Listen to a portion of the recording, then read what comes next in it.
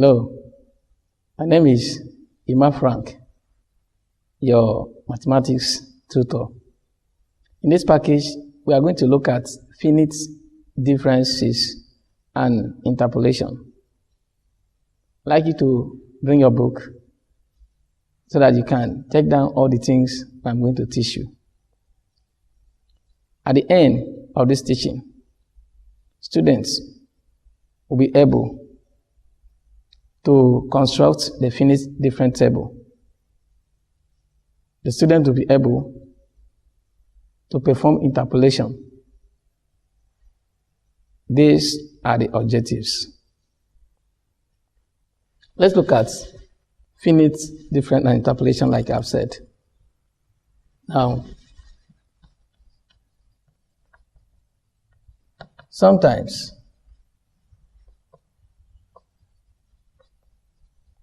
functions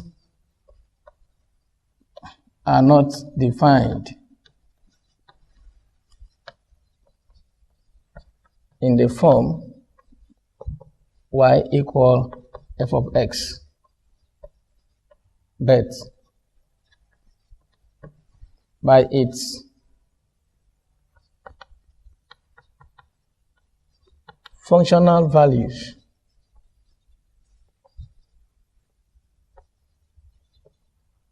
corresponding to respective real variables. Now, what we are trying to say here is sometimes functions are not defined in the form y equal f of x, but by its functional values corresponding to respective real variables. Now, this is what I'm trying to say.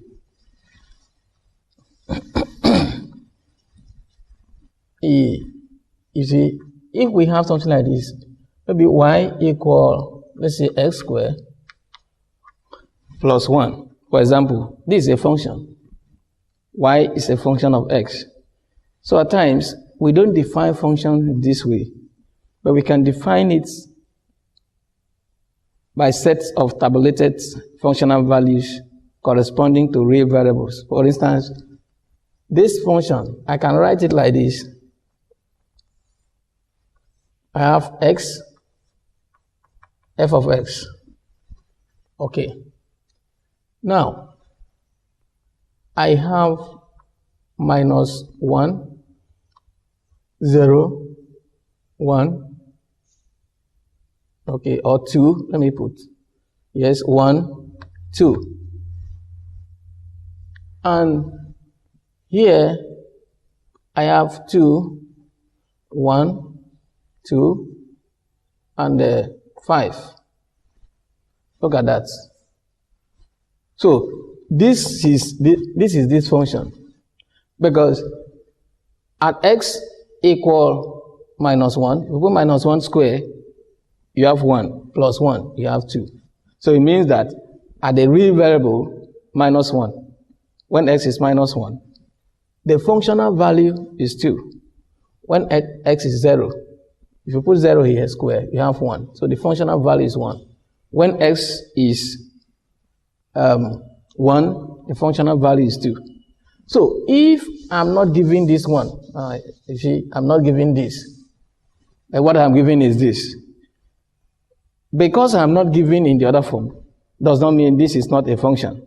So it is still a function.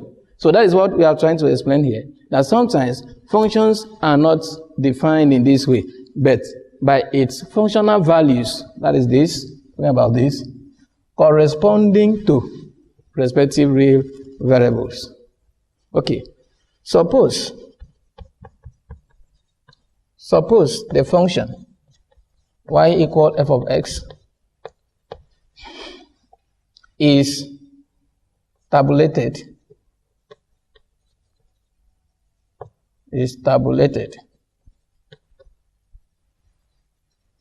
by sets of functional values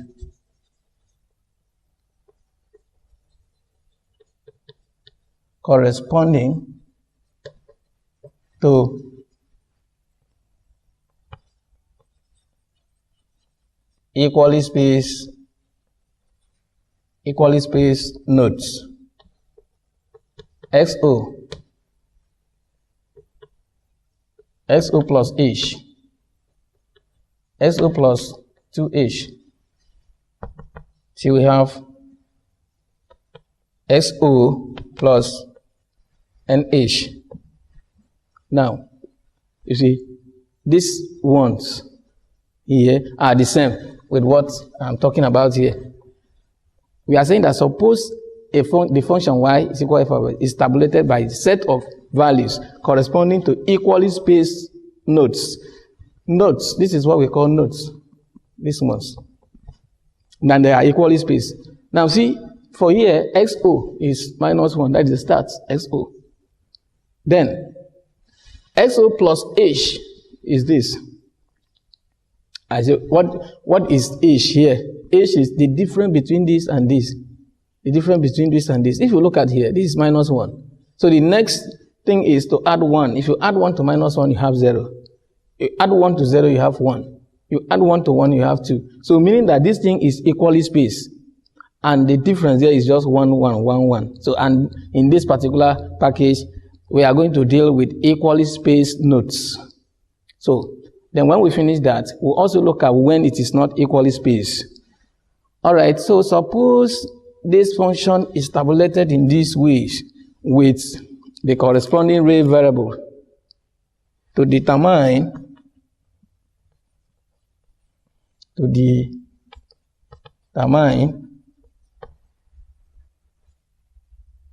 any functional value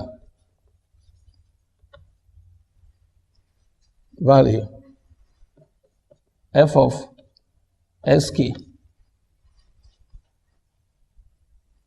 corresponding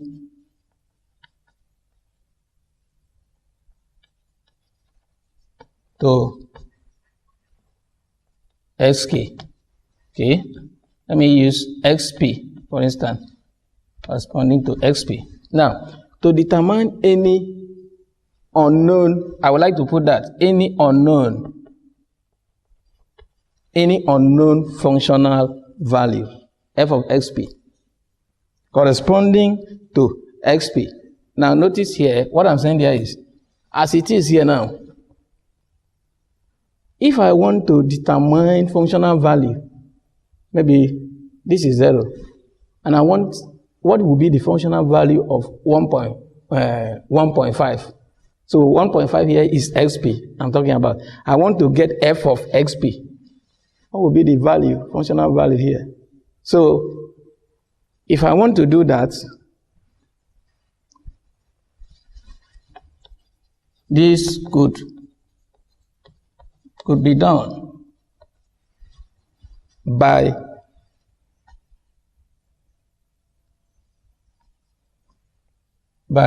various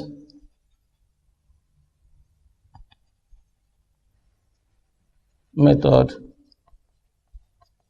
of differences.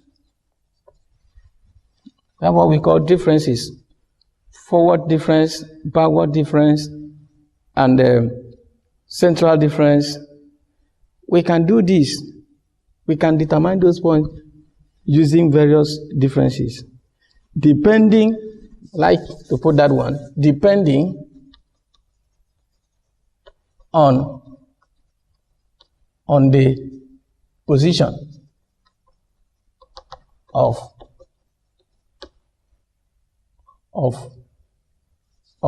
xp. So what I mean is, depending on where the points that we want to determine is. And now, in the various method or differences, I'm going to look at forward difference, backward difference, and central difference. This is what we'll do in this section. But we have various ways of determining these points, and we will look at them as we are going on.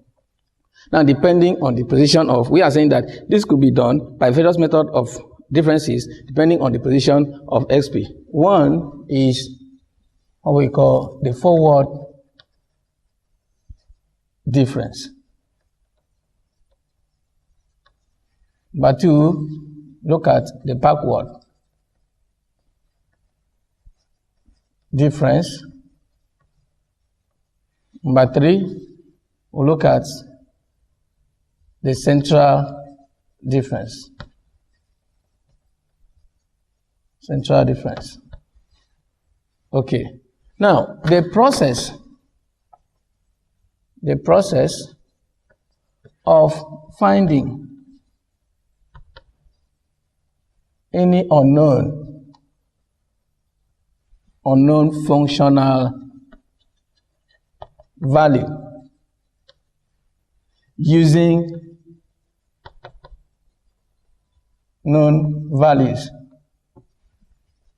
is called interpolation. You see, the process that we are going to determine those functional values, like I show you in the table that I was just putting there, the process of determining those values using the known values that we have seen is what we call interpolation, especially when the point that we want to determine is in the middle of the given set. But if it is outside the tabulated points, like what I did there, I started from -1, 0, 1, 2. Suppose I want to determine at 1.5. Then that process of determining it is called interpolation. But if I want to determine, let's say 3, at 3, what would be the functional value of at 3? 3 is not in that set. Then we call that extrapolation. That is what we call that one, extrapolation. And we are going to look at them now. Okay. Now, that will take us to what we call, we'll look at forward difference. Forward difference. Forward difference.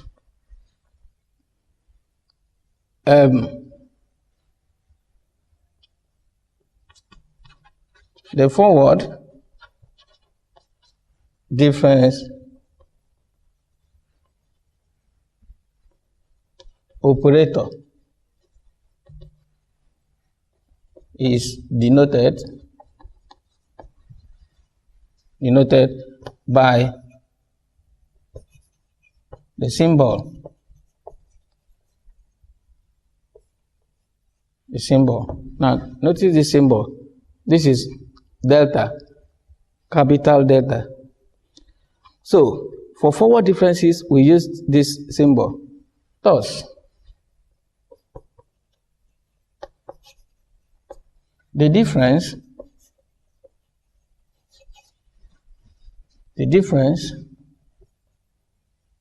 F1 minus F0, F2 minus F1, Fn plus 1 minus Fn, when denoted by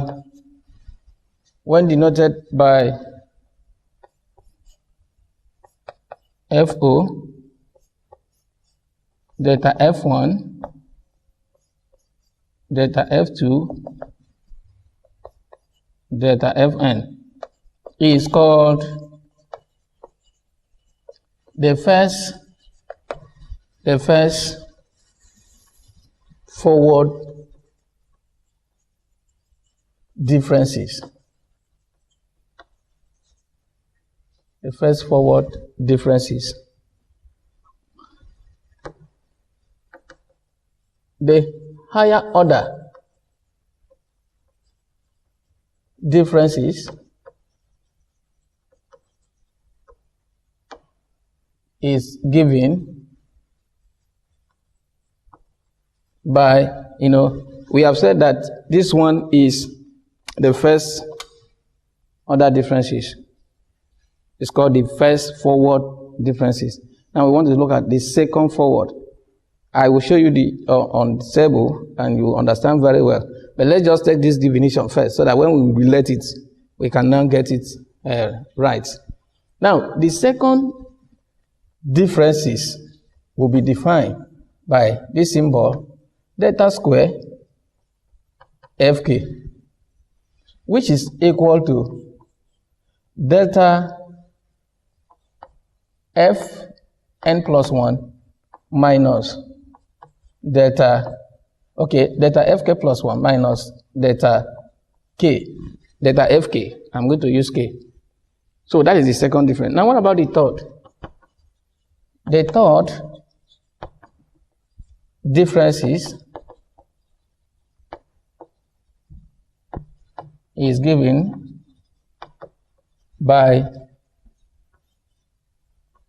delta cube sk, and that is the same as delta square fk plus 1 minus delta square fk. All right, so that is the third difference. So in general, we see that the nth differences is given by delta raised to n fk, and which is equal delta raised to n minus 1 fk plus 1 minus delta raised to n minus 1 fk. So that is the general the generality of what we are seeing here. When we have second difference, then we have first. When we have third difference, we define it by the second. When we have the nth difference, then it must be n minus 1. Now, we are going to look at the forward difference table. That is what we want to look now, how to construct the forward difference table.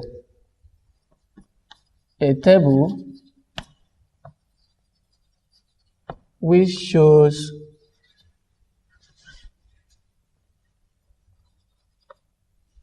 all the first, second, up to the nth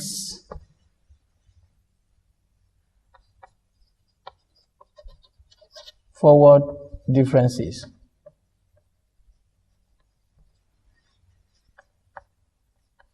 It is called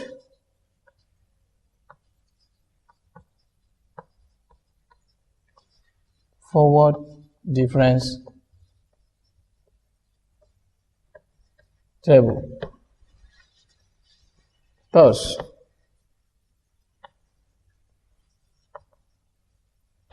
given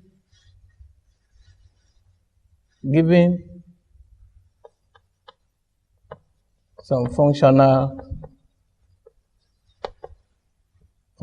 values, f of SO, f of S1, f of X2, till we have f of Sn corresponding to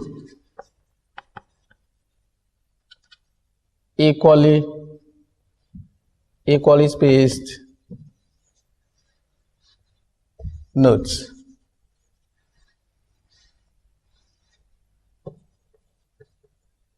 We can construct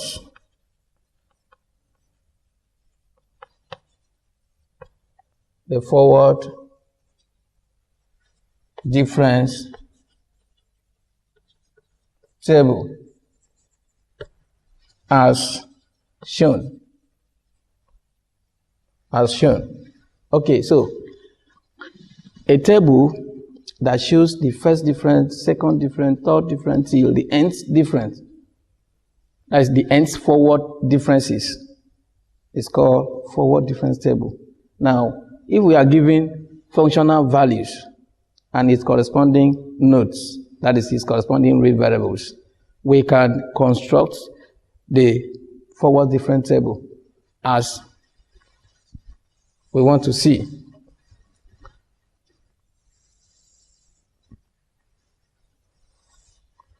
So we have xk, f of xk, f of xk stand for functional values, sk for real variable, where k start from 0, 1, 2, 3, and so on.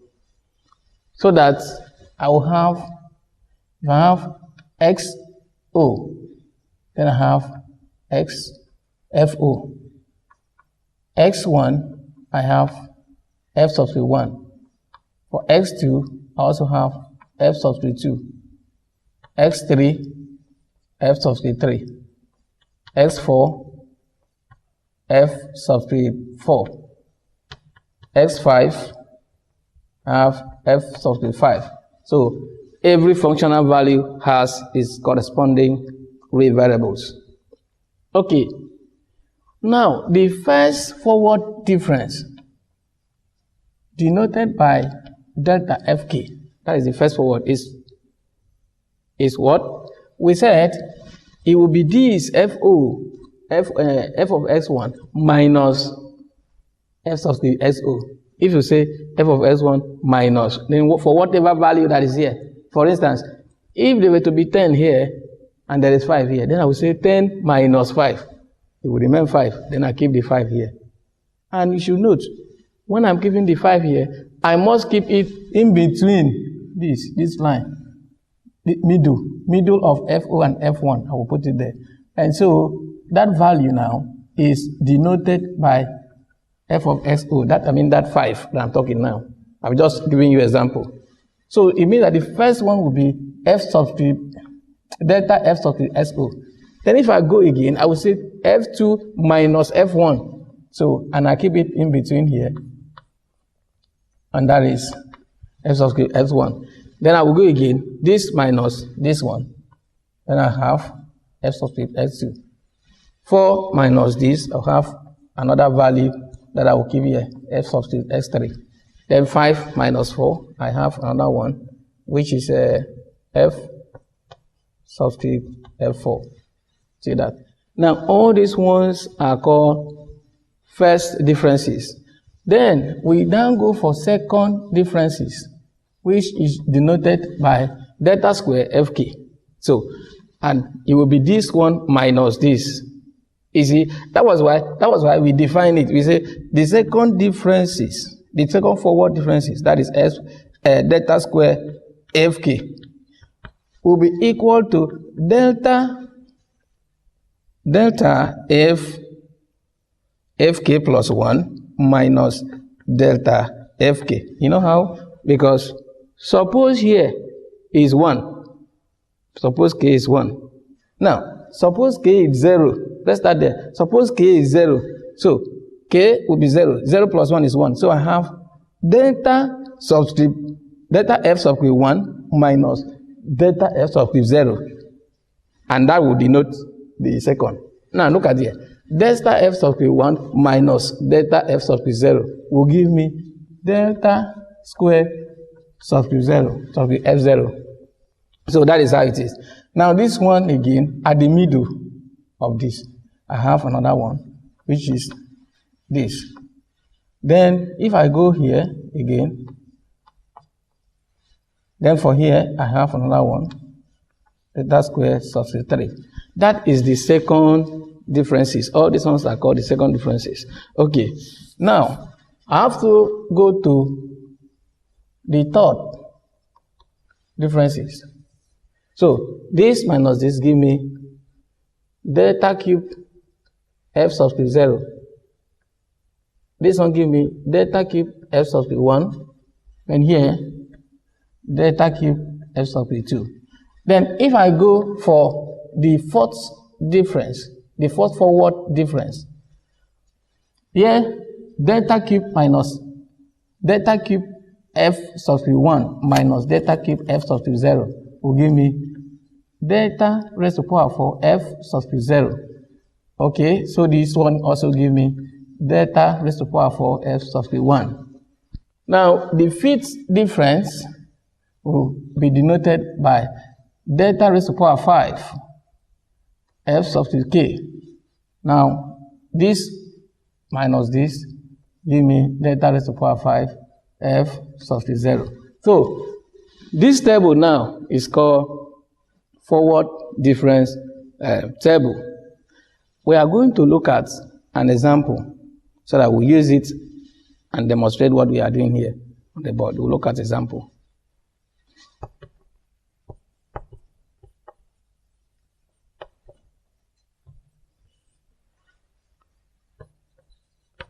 Let y equal f of x be defined by the table below.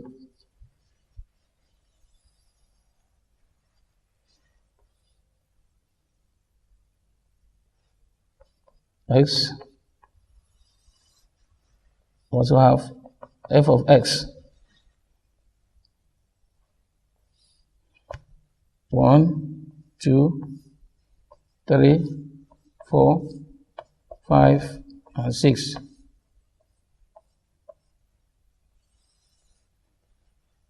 4, 14, 40, 88, 164, and 274. It's 274. Let me extend it. 274. Now let y is equal f of x be defined by the table below. This is the table. Construct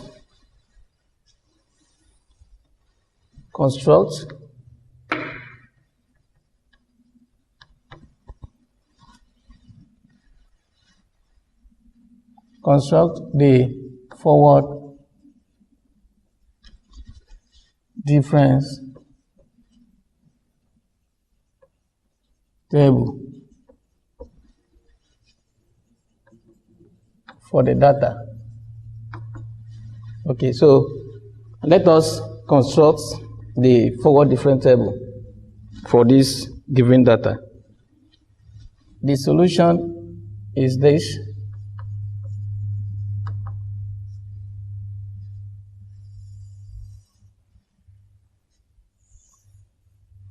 We have xk, then we have 1, 2, 3, 4, 5, 6. Notice that the space are equal. That is, these data are equally spaced. And we have f of sk to be 4, 14, 40, 88, 164, and 274. Okay, now the first difference, the first forward difference, not just the first difference, but the first forward, because we also have the first backward. So we are talking now about the first forward. The first forward difference is denoted by delta f subscript k. Now, 14 minus 4 give us 10. So between here and here, I put the 10. Now, 40 minus 14 will give me 26. 88 minus 40 give me 48. 164 minus 88 give me 76. Now, 274 minus 164 give me 110. All right. Then these are first differences, first forward differences. So the second forward differences is 26 minus 10, which is 16. Now, 48 minus 48 minus 26 is about 22. 48 minus 26, give me 22. Now we have 76 minus 48, give me 28. 110 minus 76, give me 34. So all these are the second differences. Now we go to the next one, which is the third difference. We say 22 minus 16 give us 6.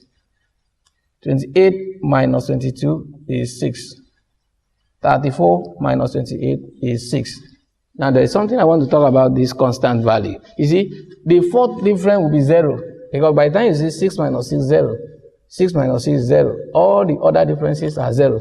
So this is where we have the constants. Now there is something I want us to note.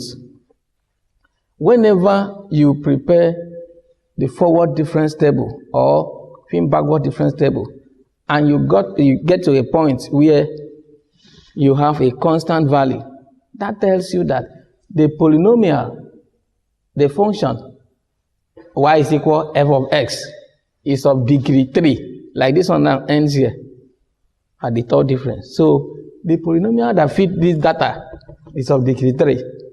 If it were to end here, the polynomial that fits this data is of degree 2. So if it were to end here, the polynomial that fits this data is of degree 1. If it were to go more and end at 4, the polynomial that fits this data is of degree 4. Now what I'm saying is this. You know that this is function.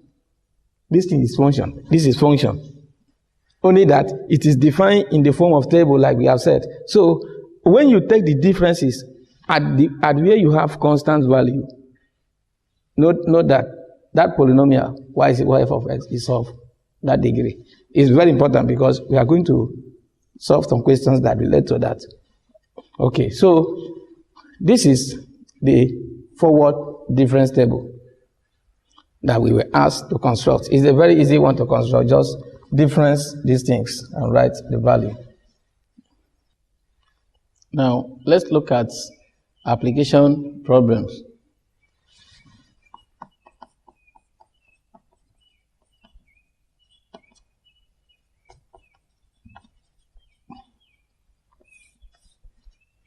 Suppose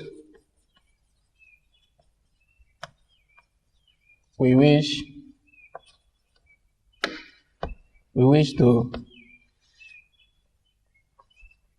determine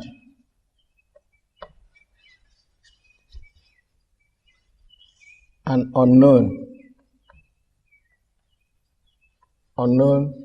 functional value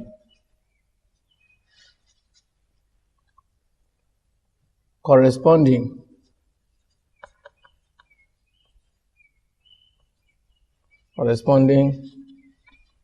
to any intermediate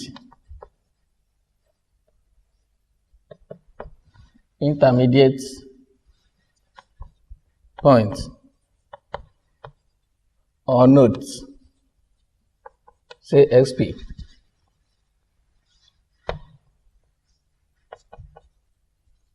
This could be done by a method called interpolation.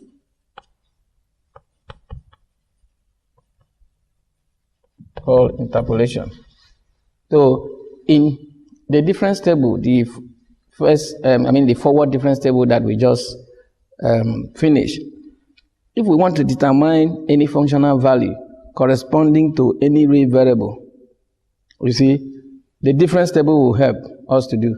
And this is done by a process that we call interpolation. Okay, there are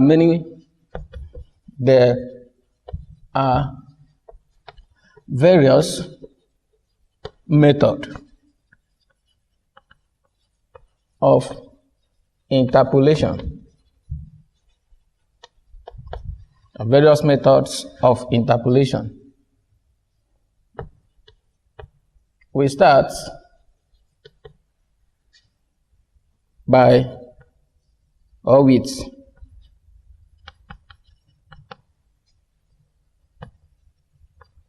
the Gregory-Newton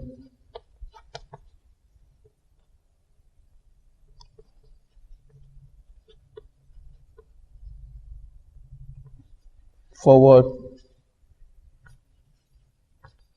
interpolation formula. So that is the first one we'll start now. The one we call Gregory-Newton forward interpolation formula. We also have Gregory-Newton backward interpolation formula. So we start with forward interpolation formula first.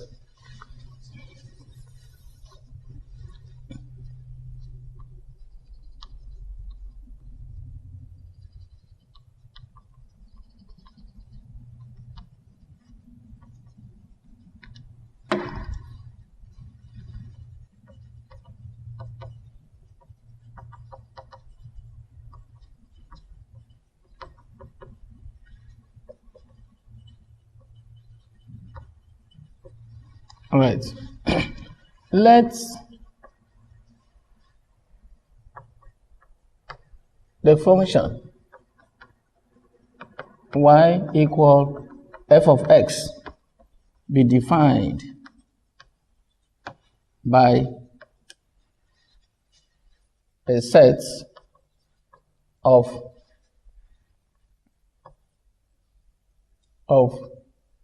equally spaced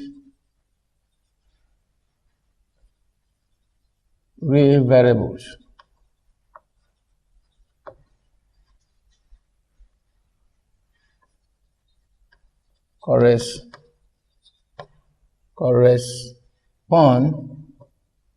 corresponding to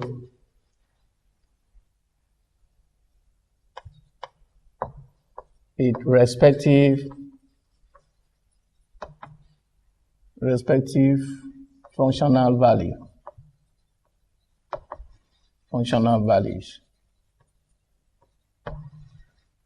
Now, let's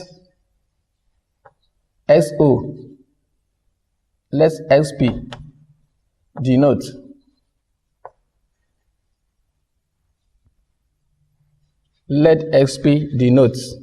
let XP denotes the unknown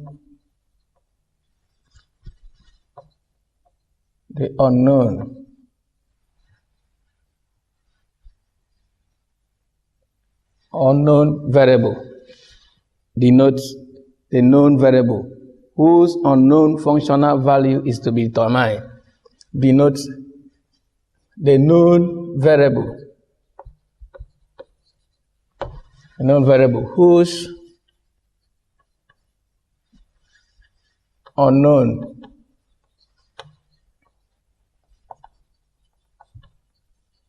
functional value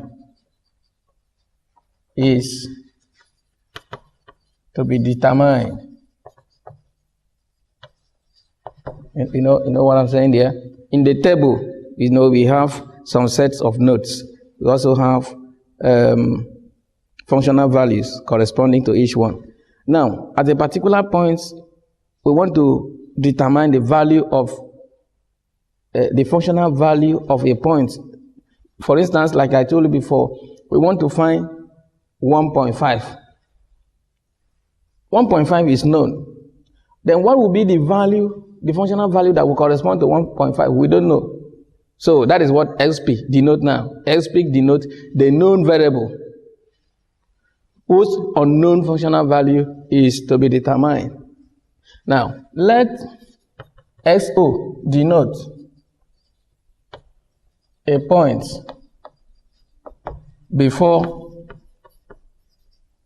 before xp, wherever xp is, there must be a point before that one. So xo denote that. And then xp is the point whose functional value is to be determined. Okay. Let h be the difference between any equally spaced node for the real variable.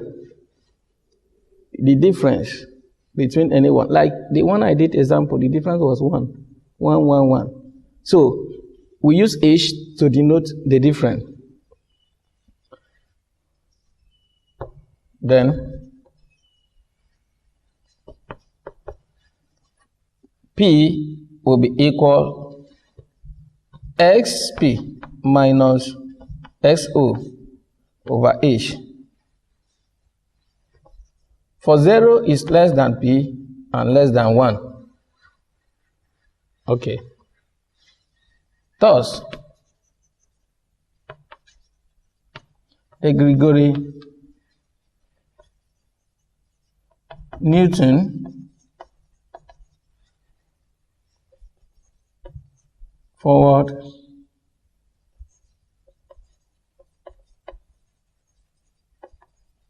difference formula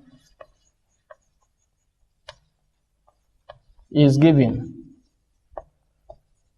by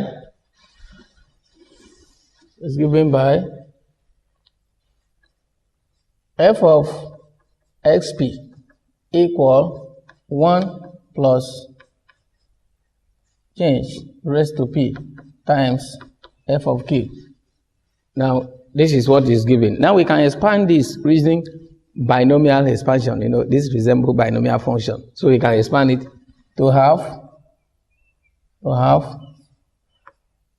1 plus p times delta plus p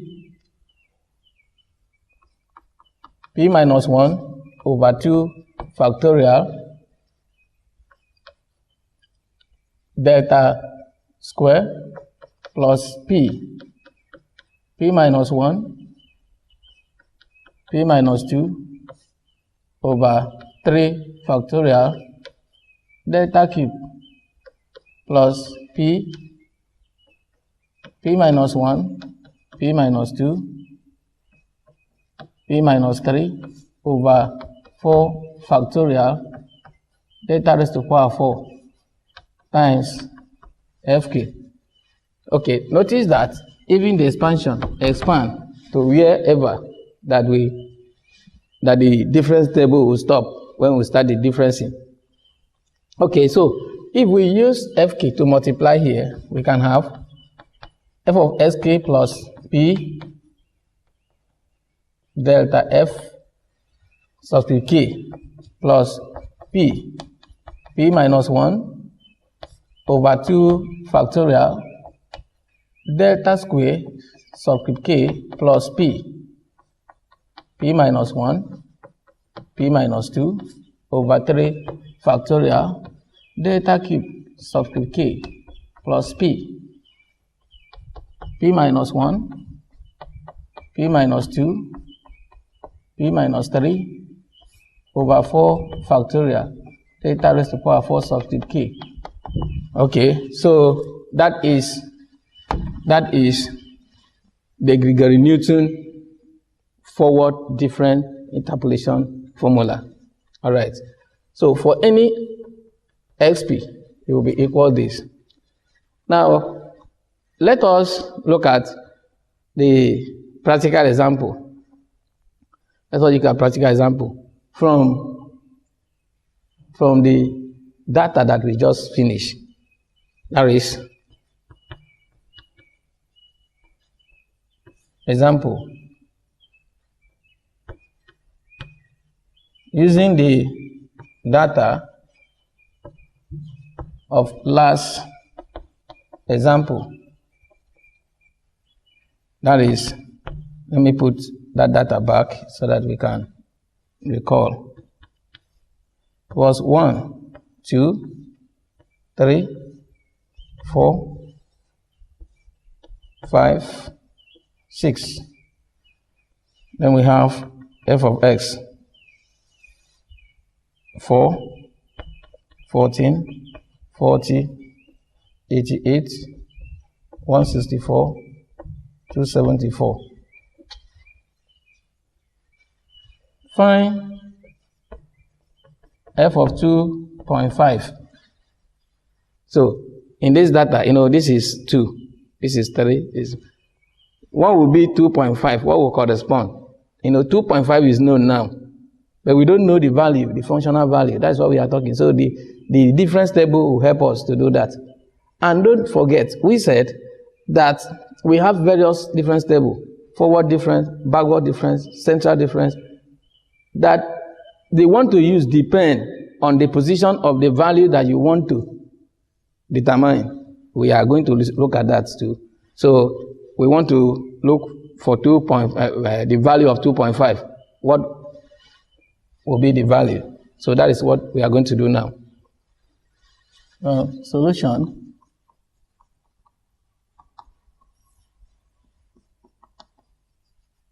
So first, we prepare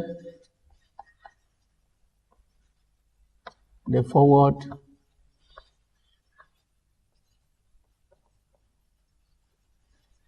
difference table. That's the first thing we do. We prepare the forward difference table. I will tell you why it must be the forward difference in this position, 2.5. But let us prepare the table first. Know that the table is of this form: 1, 2, 3, 4, 5, and 6. And we have the corresponding values to be 4, 14, 40, 88, 164, and 274. Now, the first forward difference is 10. This is the last table that we did, so I'm just bringing it again. And we have 40 minus 14, which is 26. Okay. Now we have another one, 88 minus 40, which gives us 48. Also notice that I'm putting it at the middle. Okay. So 164 minus 88, what we had was 76. That's 164 minus 88. Then 274 minus 164 give us 110. Then the second forward difference. This place gives us 16, that's 26 minus 10. Then 48 minus 26 is 22. 76 minus 48 is 28. Then 110 minus 76 is 34. This lecture, you must have scientific calculator. It's very important. Without scientific calculator, you cannot do anything in numerical analysis. So make sure you have your calculator and then you calculate along with me so that you will now get the full understanding of the lectures. Okay, so we have the third forward difference. 22 minus 16 give us 6. 28 minus 22 give us 6. 34 minus 28 give us 6. Now, remember I told us that when you have a constant value at a particular difference, it means that the polynomial of this data is of degree 3 in the case of this one. Okay. Now, we want to determine x of, 2.5. What will be the functional value of 2.5? Okay, so in first place, xp is 2.5. That is the point we want to determine its functional value. H is the difference between any equally spaced value. And in this case, we see it is 1. If you say 2 minus 1 is 1, 3 minus 2 is 1, 4 minus 3 is 1. So 1 is just the difference. So H is 1. Which other things do we need? We need XO. Now, the one we call XO from our definition, XO is a point before XP. And then in this case, 2 before we have 2.5. So XO equal to. Then we said that P will be given by XP minus XO over H, which is equal 2.5 minus 2 over 1. Now, this will give us 0.5. You know, we said that P will always take value from 0 to 1. All right. Then, since we have got this, by Gregory Newton forward different formula, we know that f of xp will be equal fk plus p delta fk plus p minus 1 over 2 factorial, then delta square fk plus p minus 1, p minus 2 over 3 factorial, delta cube xk. We will stop at 3. The reason why we stop at this third difference is because the table also ends at third difference. So if you do that, we now come. How do we get values for this formula? We now come to this place that we need 2.5. It is here. Draw a line in that place. If you draw a line, then there will be, you now deflect, this line is supposed to go like this. Now deflect this line. Dot to here. This is the first line I'm drawing. Then I put dots to here. This is the forward difference. When we are going to do backward difference, I will also show you how to trace it.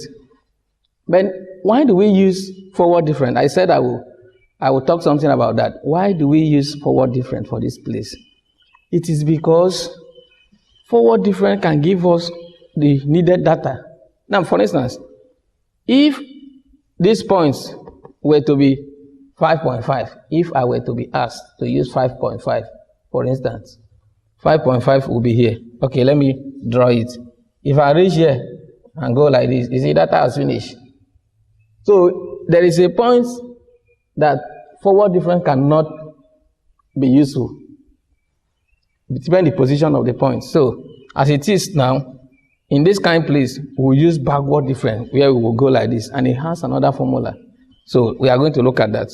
Now, this is the forward difference formula by Gregory Newton. So we can now substitute these values here to have that f of 2.5 will be equal fk. So now fk is this first one. Yeah. This place that this line touched, which is 14, plus p is 0.5, then the first difference, that is delta fk, which is here. Now trace this line, you see, it touched at 26. We have 26, plus p is 0.5. We also have p minus 1, that is minus 0.5, because p is 0.5. So the p minus 1 is minus 0.5 over 2 factorial. Then we have the second difference. So if you trace the line, the second difference is at 22. So we have 22 plus p is 0.5. P minus 1 minus 0.5. P minus 2 will give us minus 1.5 over 3 factorial. Then the third forward difference, which is 6. So we can use that to do our computation. Now we have 14 plus 13, 26 times 0.5. Just like saying 26 divided by half, divided by 2. Okay. Now, if we multiply here, of course, we will have minus there. Minus, because now, 22 times 0.5 times minus 0.5 equal minus 5.5 divided by 2. Why do we divide by 2? 2 factorial is 2. So we have minus 2.75. Okay, then we go to this way. This one is 0.5 times minus 0.5 times minus 1.5 times 6. Give us 2.25 divided by 6. Why do we divide by 6? Because 3 factorial is 6. So we have 0.375.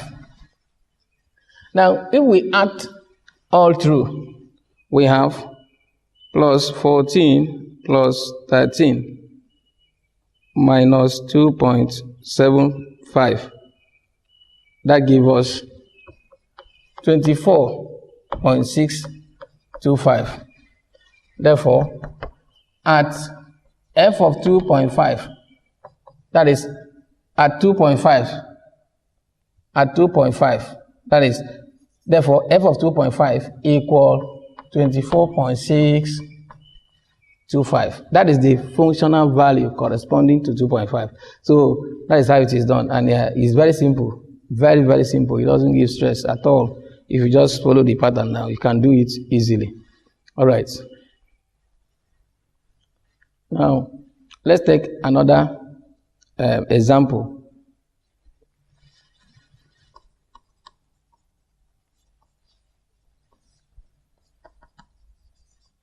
Find the missing values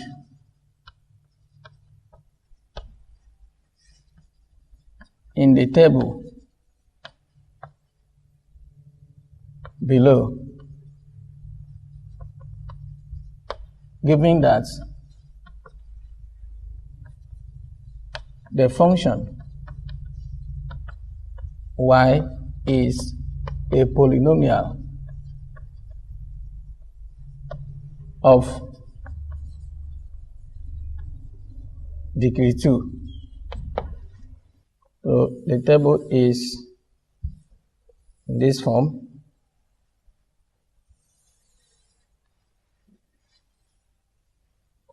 X, f of x, you have 45, 50, 55, 60, 65, 3, 2, minus 2.4.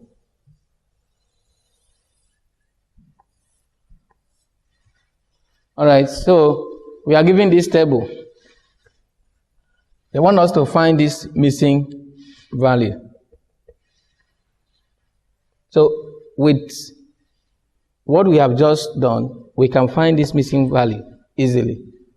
Okay, let us take the solution and see how we can find these missing values. So first, we prepare the forward difference table.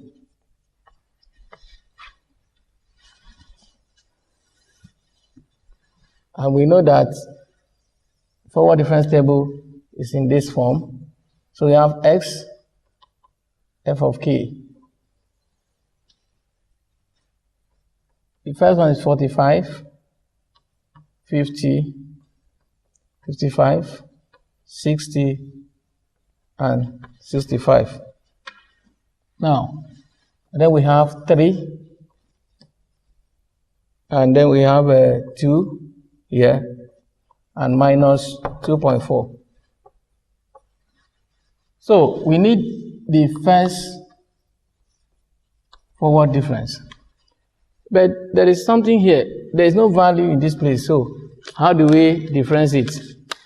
But what we know is that this 3 is f of f subscript 0 from what we did in the table. If you can look, you see that the first one there is f subscript 0. This one is f subscript 1. So whatever will be here is f subscript 1 minus 3. That is what will be in that place. F subscript 1 minus f subscript 0, which is 3. And when we come here, the next one is 2 minus f subscript 1. Now, if this is f subscript 1, because this is f subscript 0, f subscript 1, this is f subscript 2, and this is f subscript 3. So, for us to get a value here, f subscript 3 minus 2 is what will be there. Then here, we'll have minus 2.4 minus f subscript 3. That is what will be there. And that is for the first difference. Now, let us go for the second forward difference. That one will give us, and it's between here now. We now put 2. What we have there is, let us see how to calculate that. Here and here, we have 2 minus f subscript 1 minus f subscript 1 minus 3. That is what that place is. 2 minus f subscript 1 minus f subscript 1 minus 3. And that will give us 2 minus f subscript 1 minus f subscript 1 plus 3. So the whole thing is minus 2 f subscript 1. That is this and this. Plus 5. That is the position of this place. Minus 2 f subscript 1 plus 5. All right. Now, how do we get this one? The position, the one that will be here, is from the same idea, knowing that this will give us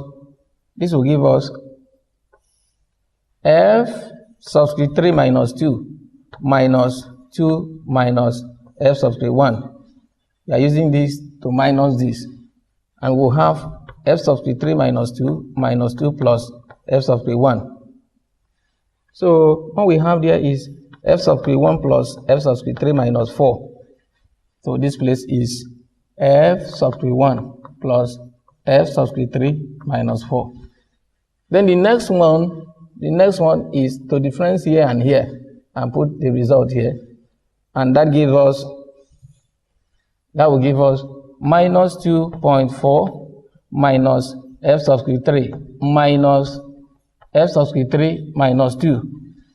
So that gives us minus 2.4 minus f subscript 3 minus f subscript 3 plus 2. So, no, plus 2. Sorry, plus 2. So if we have that, then we have minus 2 f subscript 3 minus 0.4, because minus 2.4 plus 2 gives us minus 0.4. And that is the position of this place, minus 2 f subscript 3 minus 0.4. All right. Then we can also go for the third forward difference. And that one, we are going to use this and difference this. Of course, that will give us f subscript 1 plus f subscript 3 minus 4 minus 2 f subscript 1 plus 5. And then we'll have f subscript 1 plus f subscript 3 minus 4 plus 2 f subscript 1, because this will make it plus, minus 5. Okay, so we have 3 f subscript 1, that is this and this, plus f subscript 3 minus 9. That is what will be here. 3f subscript 1 plus f subscript 3 minus 9. Then, to difference this and this, we also have minus 2f subscript 3 minus 0.4 minus f subscript 1 plus f subscript 3 minus 4. So, if we have that, we now have minus 2f subscript 3 minus 0.4 minus f subscript 1 minus f subscript 3 plus 4. So, this is minus 2f subscript 3 and this is f subscript 3. So, we have minus 3f subscript 3 minus f subscript 1. Now, let's look at this. 4 minus 0.4 is about 3.6. Okay, so 4 minus 0.4. Yeah, 3.6 plus 3.6. So this is the result for this place, which is minus 3f subscript 3 minus f subscript 1, okay, plus 3.6. All right. So that is how we get the table. Why do we stop at 3? There was an instruction here that the polynomial is of degree 2, given that the polynomial is of degree 2. Now, from what I told us, that if a polynomial is of degree 2, then the constant term will stop at second difference. Okay, now with that idea, we can then see that here will be 0, because from here up will be 0. So, if the polynomial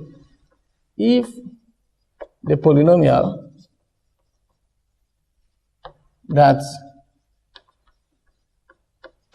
fits this data is of degree 2, then the third forward difference will be equal 0. That is what it means.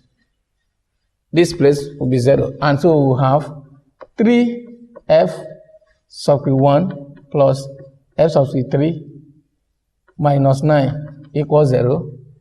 Now here is another one, minus f subscript 1. I want to arrange it based on the variable. Minus 3f subscript 3 plus 3.6 equals 0. That is what it means. And we can now solve it simultaneously. If I don't want to write this in this way, I can write like this. 3, that implies that 3f subscript 1 plus f subscript 3 equal 9. I'm transferring here. And again, we also mean that f subscript 1 plus 3f subscript 3 equal 3.6. You know what I'm doing here? I just carry this one to this side, carry this one to this side. So it's the same thing. Equal this. I'm trying to ignore that negative sign so that it will be very clear. Now, solving this simultaneously, let us remove f subscript 3 by multiplying. This is equation 1, this is equation 2. So multiply equation 1 by 3. We'll have 9f subscript 1 plus 3f subscript 3 equal 27. Then f subscript 1 plus 3 f subscript 3 equal 3.6. If we subtract this equation from here, we have 8 f subscript 1 equal 27 minus 3.6. That will give us 23.4. So that f subscript 1 is equal 23.4 over 8. And that gives us 2.925. That is f subscript 1. Now we can substitute f subscript 1 equal 2.925 into equation 1. Equation 1 is 3f subscript 1 plus f subscript 3 equal 9. So 2.925. that is f sub 1, plus f sub 3 equal 9, it implies that I can times it with 3 to have 8.775 plus f sub 3 equal 9, so that f sub 3 equal 9 minus 8.775.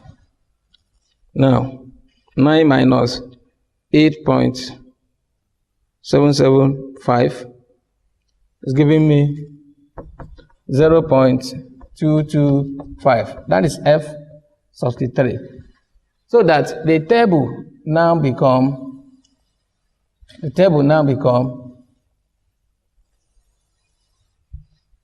for x we have 45, 50, 55, 60, 65, and this is f of x. The table then become, here is 3. Now 50 was for f sub 1, 50 for f sub 1, so we have that this place is 2.925. This place was already given as 2. Then f sub 3 is 0.225. Then we have minus 2.4. Good. So that is how we can determine missing values using difference table. You can see. So we'll now look at backward difference also. The next subtopic is backward differences.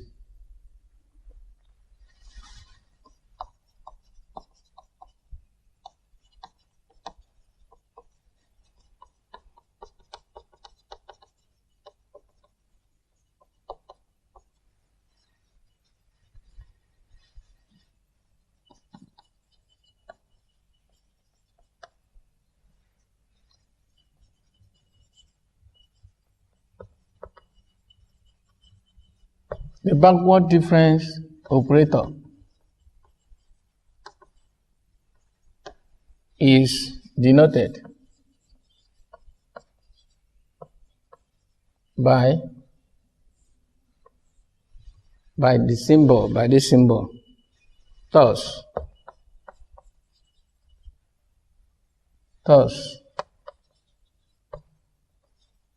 the difference is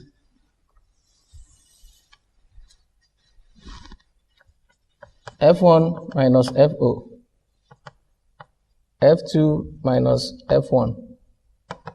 We have F k plus 1 minus Fn. When denoted by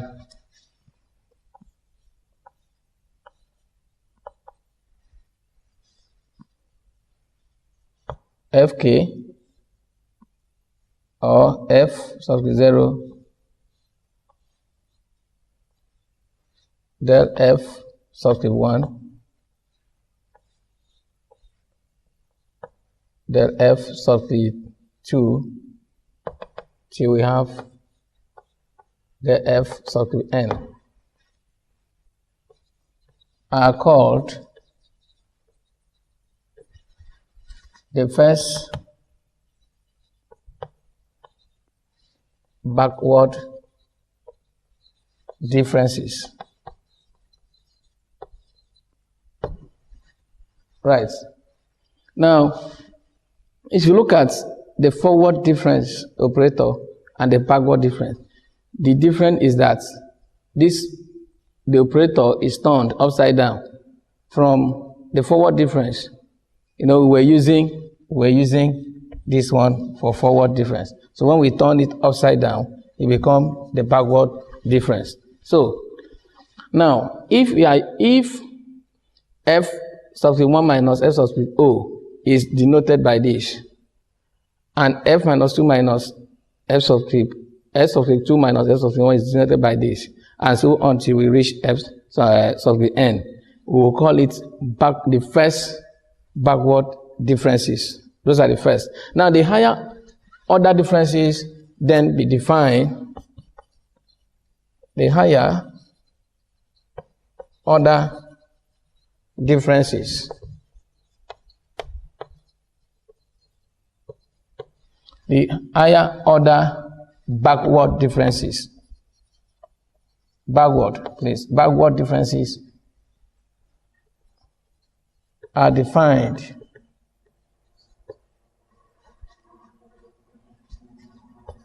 as follows. For second backward difference, we have it in this way: S square Fk. And this will be equal to the first difference, Fk minus Fk minus 1. Then we have another one, the third backward difference. It will be defined by the second backward difference, Fk minus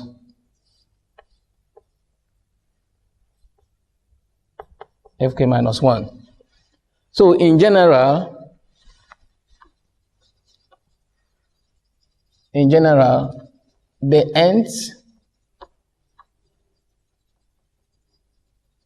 backward difference is given by del n of subscript a, which is equal del n minus 1 f subscript k minus del n minus 1 f subscript k minus 1. Now this is the generality of the backward difference. And this will lead us to the backward difference table.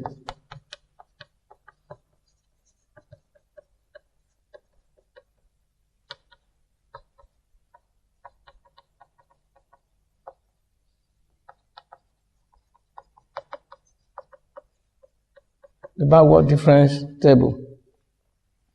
Now, a table which shows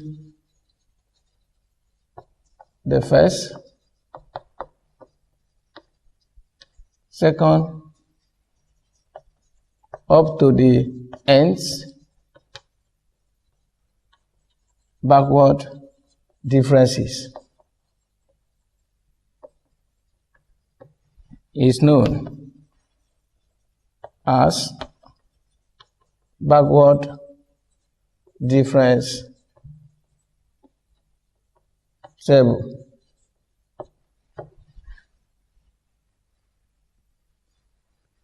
Thus,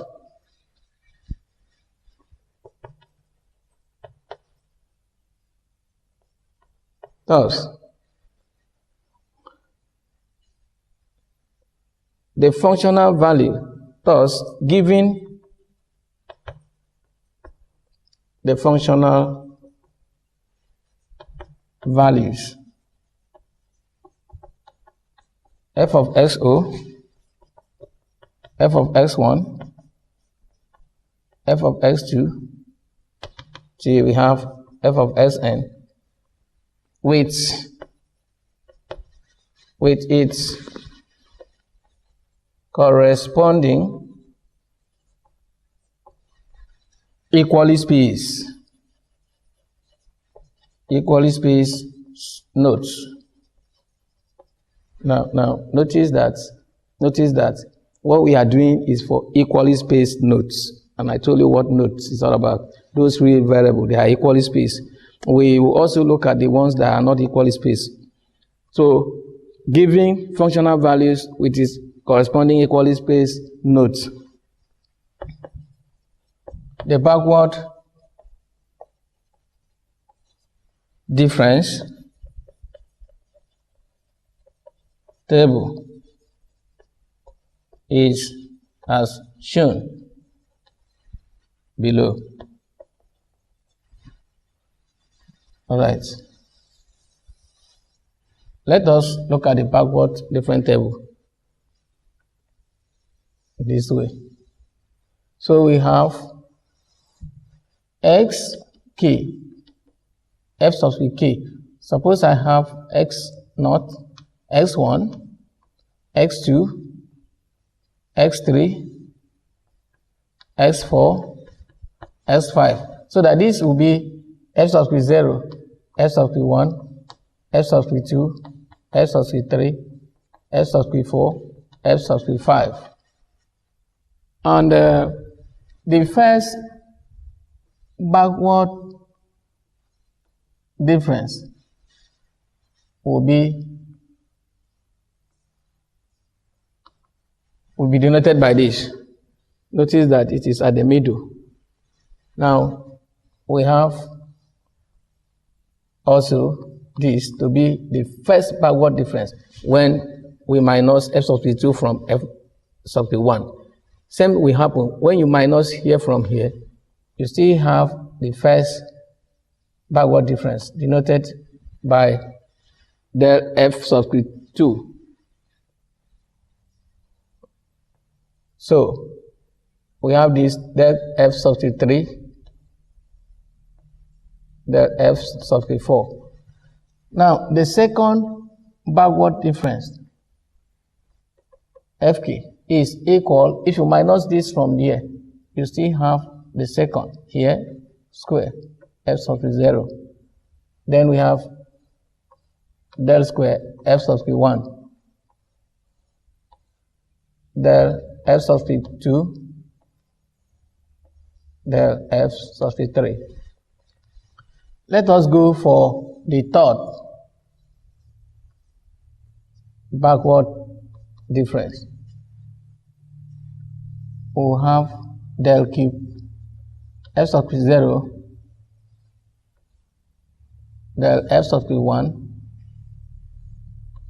del f sub 2. The fourth backward difference will be del raised to power 4 fk. Now if you difference this, we have del cube f sub 0. Del raised to power 4 f sub 1. Then we go for the fifth backward difference, del raised to power 5 f sub 0. So this table is for backward difference. That is how we prepare the table for backward difference. And then let us look at application problem. What do we use this type of table for?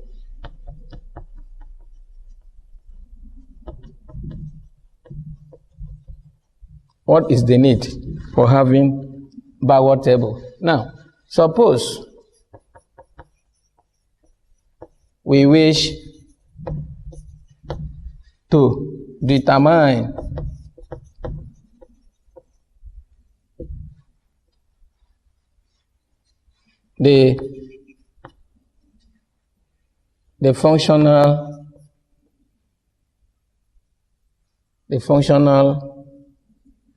the unknown. I like using that one, the unknown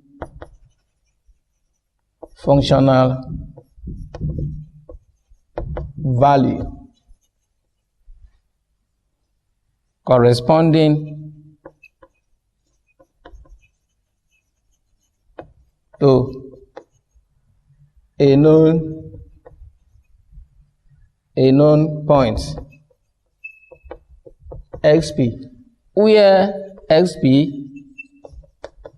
is especially near the end points or immediately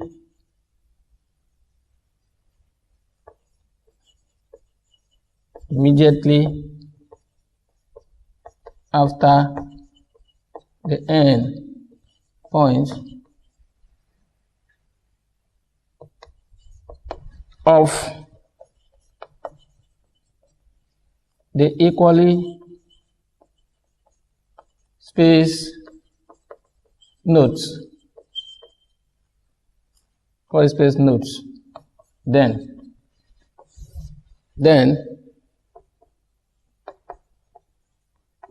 the backward difference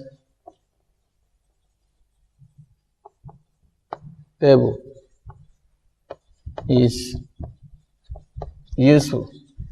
Now, what I'm trying to say is, if we want to determine a functional value, unknown functional value, corresponding to a point, say xp, where xp is close to the n value of these equally spaced nodes. Maybe as I have x4, I want to determine it at x4.5, you see, which is this way. And we know that by our forward difference, we're supposed to go this way and come here. So you see the values are finished. We won't have data, we'll be short of data to put in the formula. So in that way, we have to go to backward difference. And in backward difference, if I go here, instead of going here, I will go this way so that I can get the data. So when the functional values that we want to determine is close to these endpoints, or even after this endpoint, because in the next example we will try to see how we can extrapolate. We call that one extrapolation, when it is out of the given sets of values. Like here I have x5, I can determine to find x6, and what will be the value. So that is extrapolation. So in these two cases, we need the backward difference table to do that. So we want to look at an example, practical example, so that we will get the real understanding about it. Now, let's look at Gregory Newton backward difference formula before we now take the example.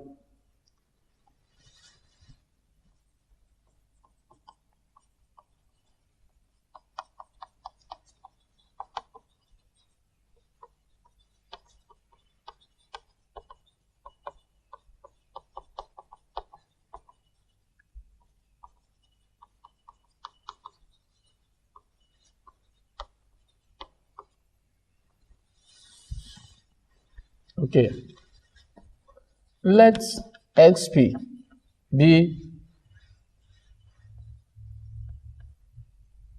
a point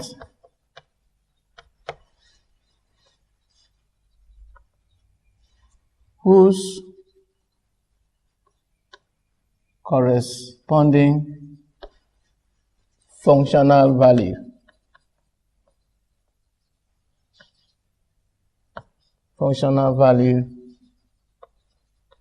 is to be determined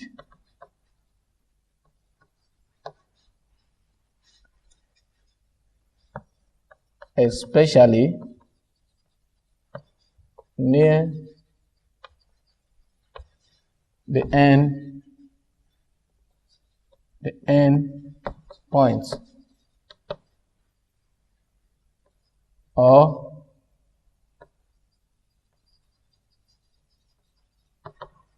immediately after the endpoint of the sets of equally spaced nodes. Then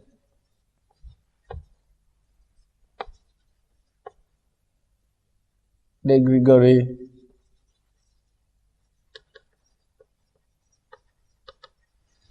Newton backward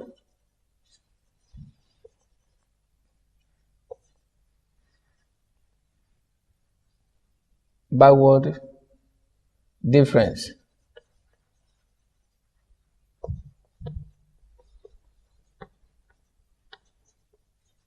formula is given by f of xp equal 1 minus del raised to minus p times fk. Now, the same process we determine p for the first difference is what we also use in determining p. No, p is equal to hxp minus xo, where xo is the point preceding xp. So it's the same process. And this is a binomial function, so that we have 1 plus p times del plus p plus 1 over 2 factorial. Then we have del square plus p plus 1 p plus 2 over 3 factorial del cube plus till we'll have plus p plus 1 till we have p minus n plus 1 over n factorial, then del raised to power n times fk. Now, if we multiply this, we can get fk. We are using fk now to multiply all. We have p del fk plus p plus 1 over 2 factorial del square fk plus p plus 1 p plus 2 over 3 factorial del cube plus k plus p plus 1. We continue till we have p minus n plus 1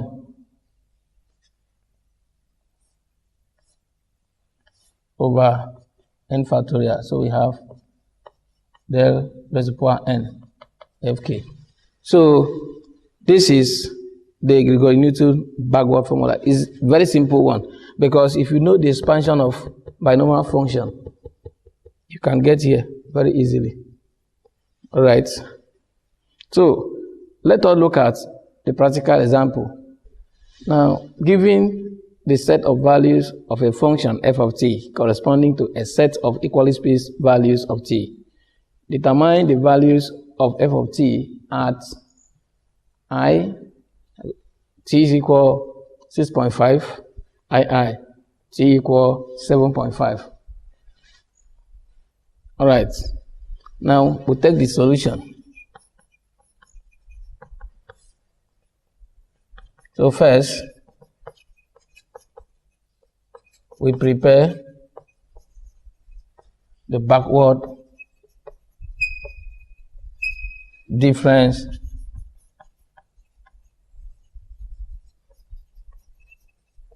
table. The backward difference table for this data will be of this form. SKF of k. And the first one is 0. We have 1, 2, 3, 4, 5, 6, 7. These are the values of t. Okay, t.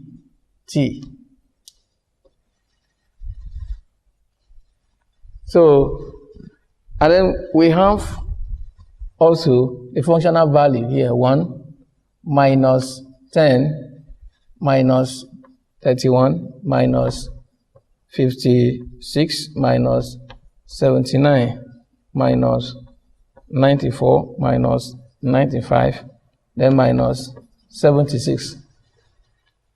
So the first backward difference will be minus 10 minus 1, which is minus 11.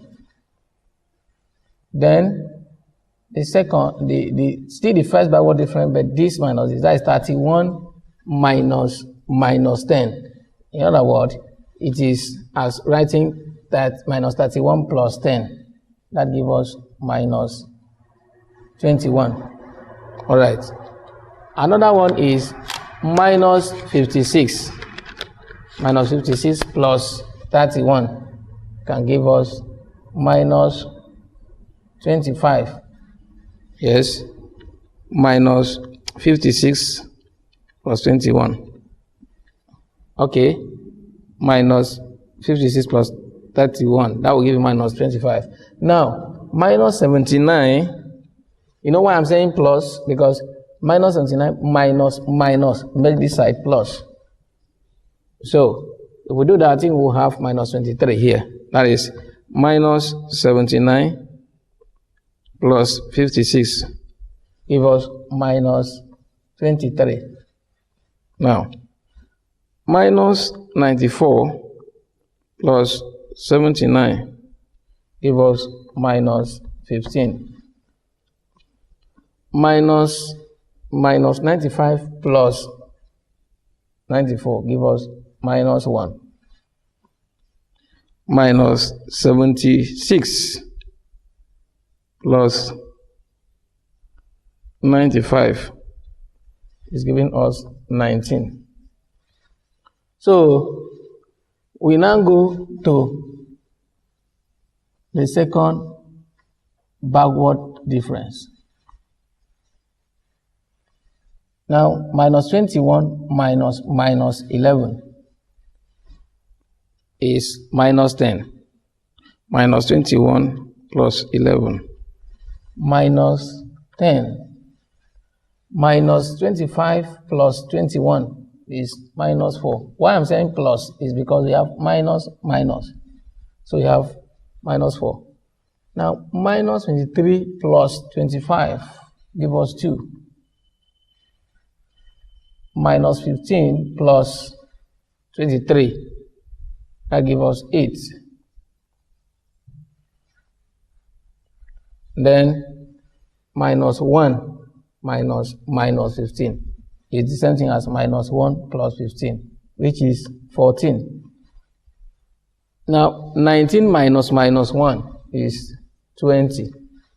That is the second backward difference. Now we go again for the third backward difference.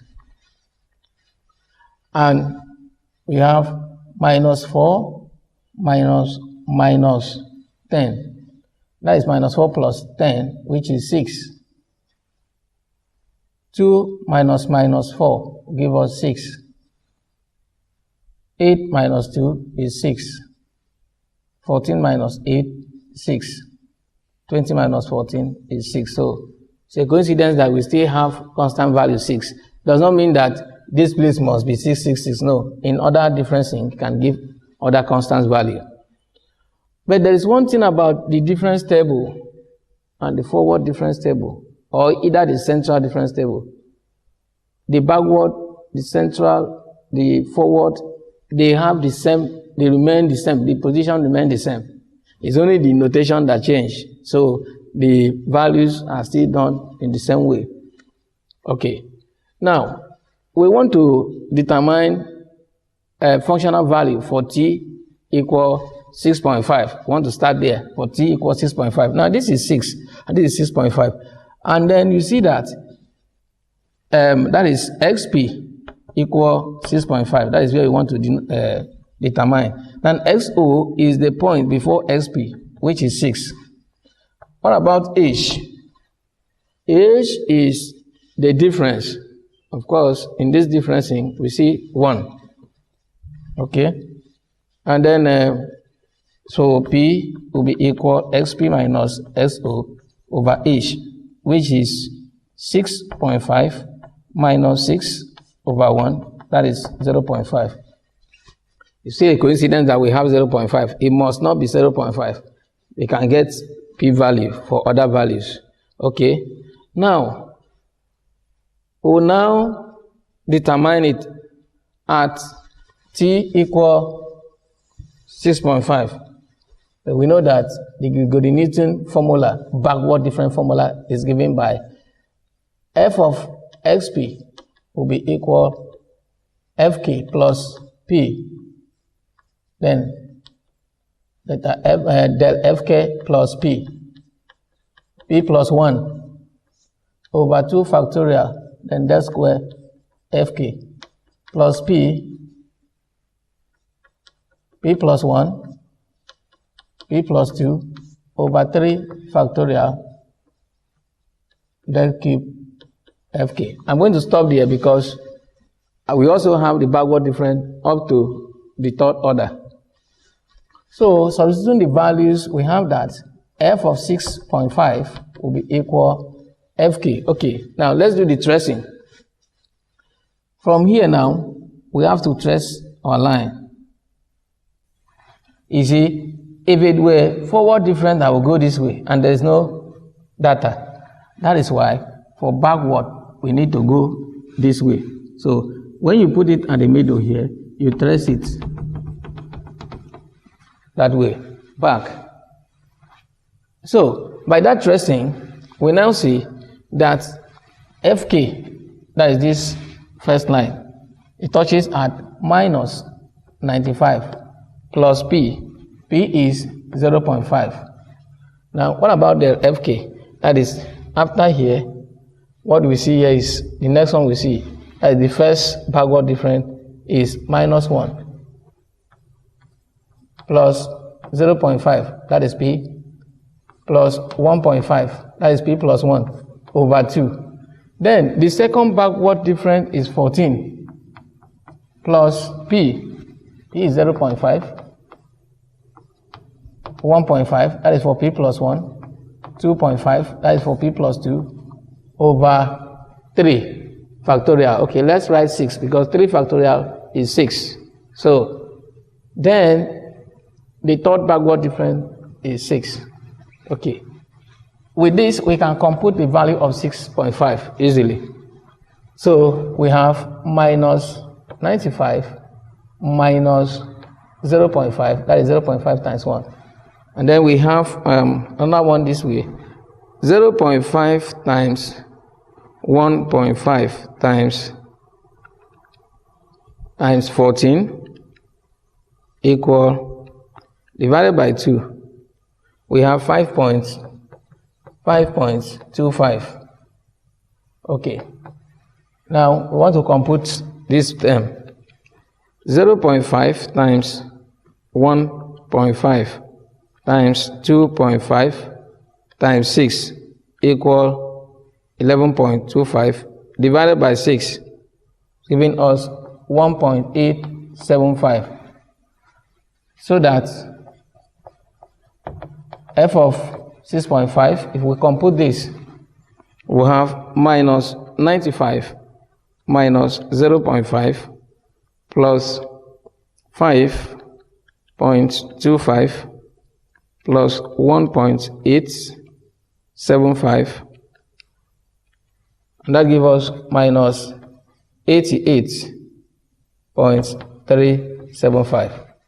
So, therefore, at t equals 6.5, f of 6.5 is minus 88.375. See that? So, we have finished that. Then the next one, II, is to determine the point at x equal 7.5. Now, this one is called extrapolation. Extrapolation. How? Because it is outside the given values. Now, see, this is 7. We need it at 7.5, and that is what we said. That backward difference is suitable when you have the point to determine close to the end point or immediately after the end point. So, at this place, f of 7.5 will be the same as now. The tracing of this one will be this way. We'll go this way. Then we now go here. This line. And at that point, we see that we can find XP. XP is 7.5. 7.5. And then we also find XO to be 7. H remains the same, 1. So that P is equal 7.5 minus 7 over 1. Of course, it's still the same as 0.5. So F of 7.5 will be equal, the same thing here that we do, this same formula. So Fk, but for here, Fk is 76. Then when we trace this way, we have P. P is 0.5 times, the first backward difference here is 19 plus 0.5, that is P again. Then 1.5, that is P minus 1, P plus 1 over 2. Then we have the second backward difference, okay, which is given by the second backward difference is 20 plus 0.5. 0.5 on the formula we have seen, 0.5, then 1.5. The next is 2.5, that is P plus 2 over 3 factorial, which is 6. And then the last one is 6. With that, we can compute the value for F of 7.5. And that will be equal to minus 76, then 19 times 0.5 give us 9.5. That is a plus 9.5. Then we'll compute for this term, which is 20 times 1.5 times 0.5 divided by 2 give us plus 7.5. Then the next term is this one. 0.5 times 1.5 times 2.5 times 6 equal 11.25 divided by 6. We have 1.875. Therefore, F of 7.5 is equal, when we add all this, we have there 1.875 plus 7.5 plus 9.5 minus 76. So that gives us minus 57.125. So that is the value of F of 7.5. Give us minus 57.125. All right, so that is how backward differences are done. The next subtopic is central difference.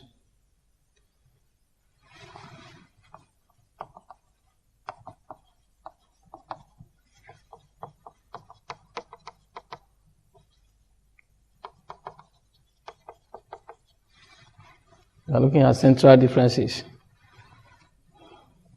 Now, the central difference operator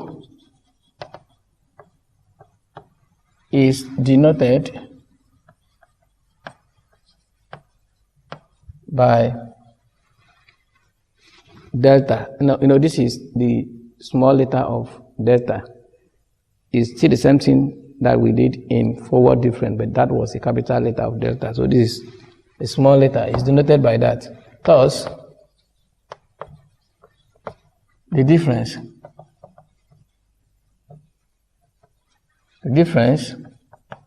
F1 minus FO, F2 minus F1, we have S K plus 1 minus FK when denoted by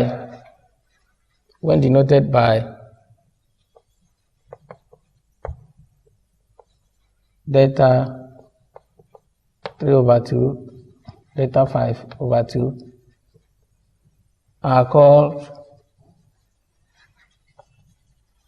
the first central differences.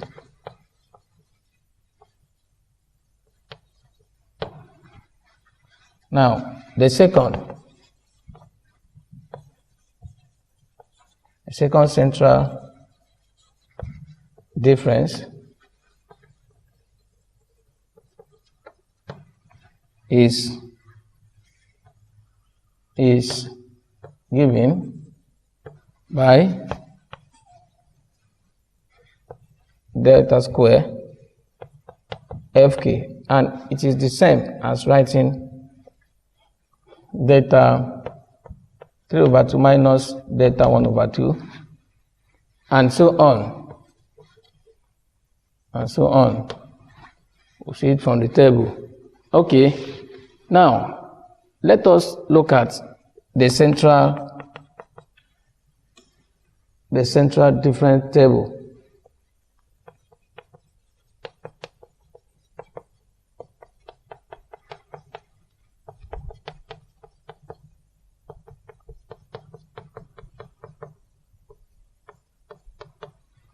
Central difference table. A table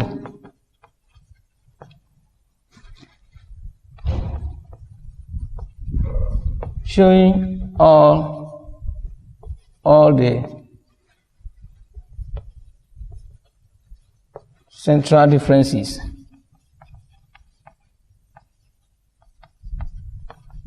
from first, second, up to the nth central difference. Central differences.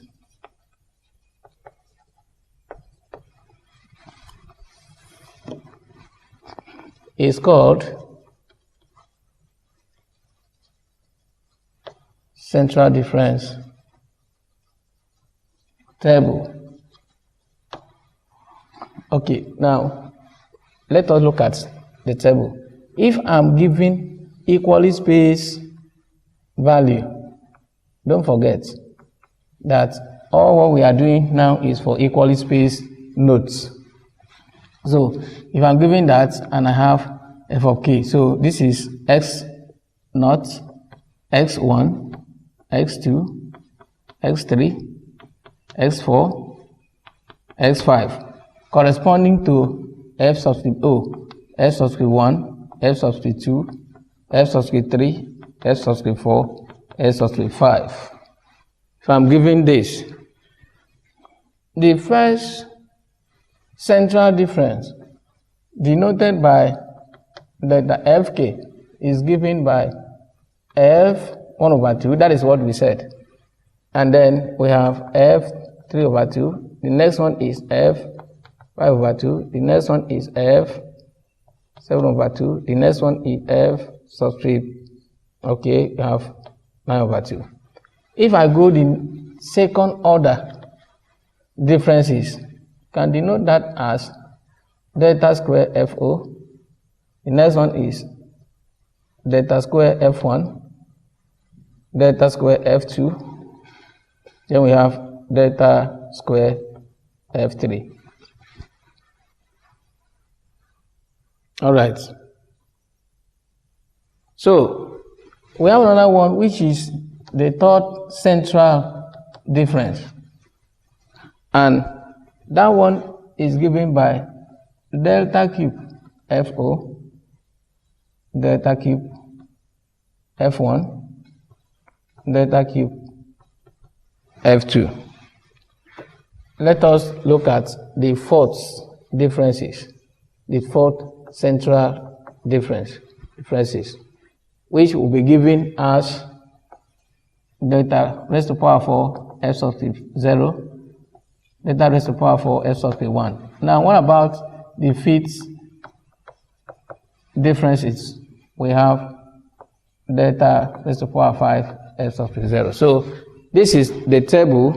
This is the table for the central differences. Now, before we solve any problem on central differences, we have to look at a formula called Gauss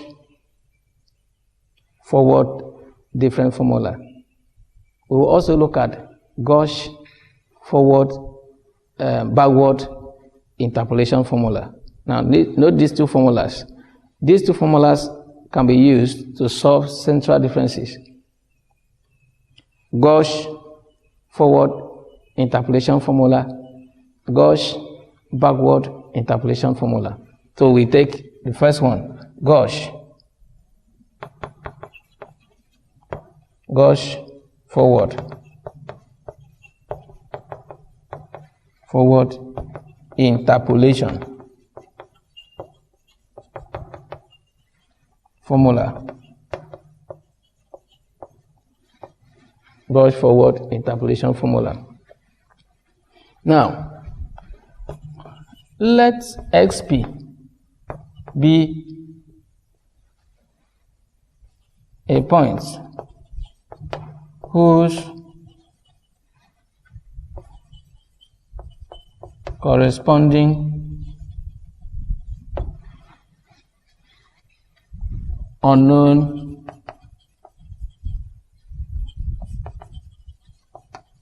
functional value is to be determined.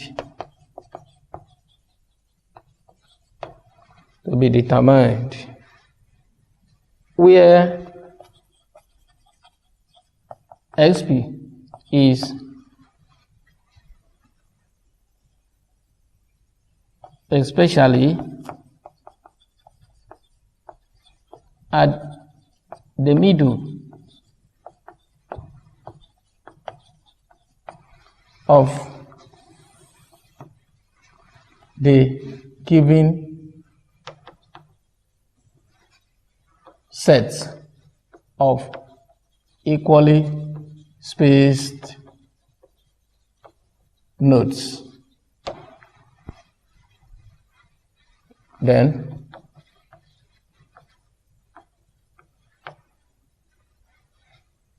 the Gauss forward interpolation formula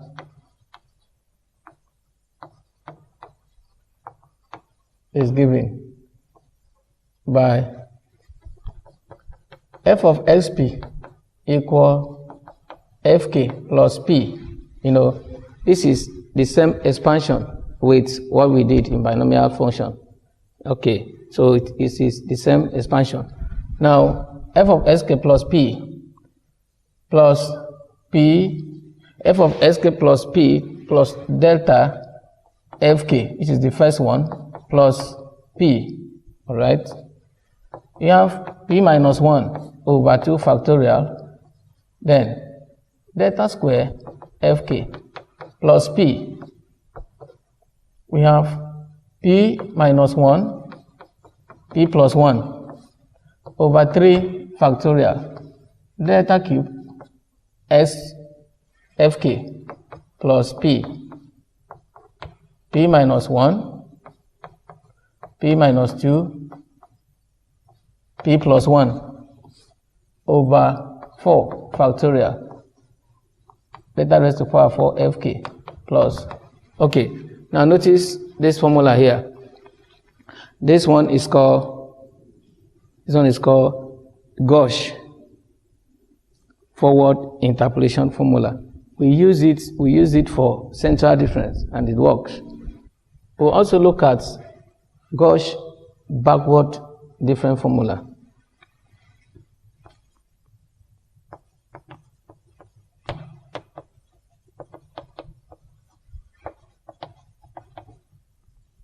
Gauge backward interpolation. Interpolation formula. Now, it also takes the same definition that I have defined here. So, now if xp is any point and we want to apply the gauge backward difference formula, then f of xp will be equal fk plus p delta fk plus p plus 1 over 2 factorial delta square fk plus p minus 1 p plus 1 over 3 factorial delta cube fk plus p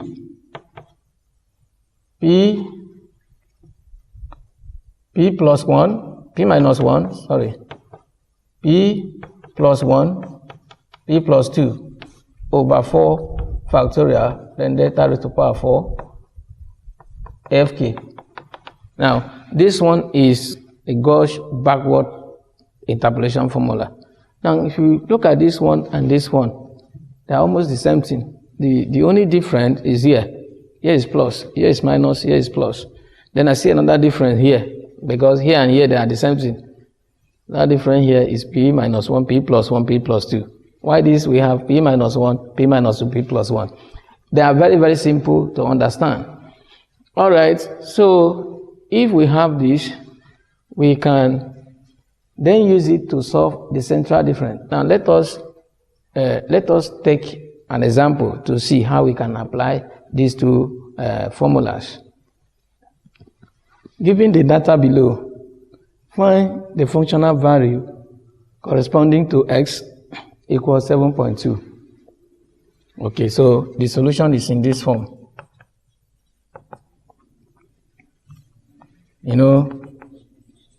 First we'll prepare the central difference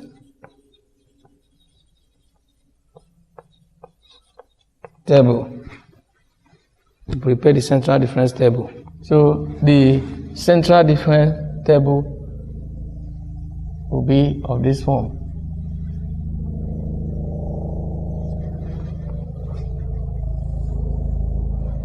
We have the values of x and the f of sk. X takes 2, 4, 6, 8, 10. Then we have minus 7.00, 9.00, 97.00, 305, then 681.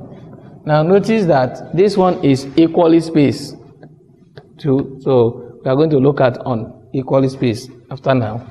Then the first central difference is 9 minus 7, which is 16. Also, another first central difference is 97 minus 9. That will give us 88. Also observe that I'm placing it at the middle. So 305 minus 97 is giving me 208. 681 minus 305 giving me 376. Can also find the second order central difference. Then 88 minus 16 give me 72. 208 minus 88 is 120. Now 376 minus 208 is 168. So the third order central difference will be 120 minus 72. That gives us 48. Again, 168 minus 120 give us 48. All right. So we have constant value there, which means the upper order will be all 0. Now from the question, we are going to find the functional value corresponding to x equals 7.2. So we know that this is 6, this is 8. 7.2 is at the middle here. So if I place my line here, 7.2. Now there is a way the gauge forward and the backward interpolation formula trace its own line, not like the Gregory Newton forward or backward interpolation formula. So you know that if I wanted to use Gregory Newton forward, for instance, as I reach here, I'm supposed to stress to here. See, the data will finish. I will not get data here. Same thing will happen if I want to go for backward. Data will also finish. So that's why the gauge forward or backward interpolation formula is useful. Now see how the tracing is. For forward, we are going to trace from here. We now trace here to here. When you trace to here, we now trace to here. You see, we go here, we go here, and then we go here. Look at that. I trace from here to here and to here. If it were to be for the backward, gauge backward, then from here, I'll go here. Let me use dotted line for that side. I'll go here. Next, I will come here. Other time, I will go here. So, we are going to see these two tracing. They will give us the same results. Remember that when we are going for backward, we start from here. When we are going for forward, gauge forward, we'll go here, here, and here. But we are going for backward, we first start here, come here, and then go here. Now let us see how we can apply this. Now, for gauge forward different formula, we know we'll have f of xp equal f of k plus p delta fk plus p minus 1 over 2 factorial. Then we have delta square fk plus p minus 1 p plus 1 over 3 factorial delta cube fk. Okay. I want to stop there because we have up to third order. And then by the tracing, the first one here is 97.00 plus p. Okay, we have to look for our p. P is simple to get. You know, our this in p is usual, what we had formerly, saying xp minus xo over h. Okay, here, xp is the point, 7.2. xo is 6. xo is 6 because that is what we have before here. Okay, over 2. The spacing is 2, 2. So we'll have 1.2 divided by 2. Now that will give us 0.6. 1.2 divided by 2, 0.6. So that is P. Now if we substitute that here, we have 0.6 times the first central difference. You know, this is forward. We are going forward here. So, because of that, here we will take this, that is 208 plus P. P is 0.6. Then P minus 1, here give us minus 0.4 over 2. 2 factorial is 2.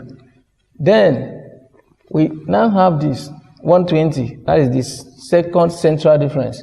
If you trace here, which is the first, second, then we come here. Okay, so plus 0.6 for P. P minus 1 is minus 0.4. P plus 1 is 1.6 over 6, 3 factorial. Then we have 48. Now, if we do that, we will have 208 times 0.6. 97 plus 124.8. Then we will compute this term. The term gives us 0.6 times minus 0.4 times 120 equal minus 28.8 divided by 2. You have minus 14.4. 14.4. Okay, so plus, we'll compute this term, which is 0.6 times minus 0.4 times 1.6 times 48, then divided by 6, it's giving us, okay, this is minus 3.072. So, if we summarize it, we sum it up, we have minus 3.072 minus 14.4 plus 124.8 plus 97. That gave us 204.328. All right. So that is by Gauss forward interpolation formula. Now, we can also use Gauss backward interpolation formula. For Gauss backward interpolation formula, we have that f of xp will be equal fk plus p. Then delta fk plus p. P plus 1. Notice the changes here. P plus 1 over 2 factorial delta square fk plus p. P minus 1, P plus 1 over 3 factorial delta cube fk. So we are going to stop at third order because of the table stop at third order. And so we now fix the value. So the values now, we are going to start here. We are going backward, Gauss backward. So we'll first take 97 plus, as we go here, not 208, but 88. So we have 0.6 for P. 88 plus, now after 88, notice that we have 120 again. So we have plus 0.6. P plus 1 give us 1.6. Then the second order is 120. The second order central difference, 120 over 2 factorial. Of course, 2 factorial is 2. So let's keep it there. Then 0.6 minus 0.4, 1.6. That is P plus 1 over 6 times 48. 48 is the third order central difference. That is what we have when you trace it to here.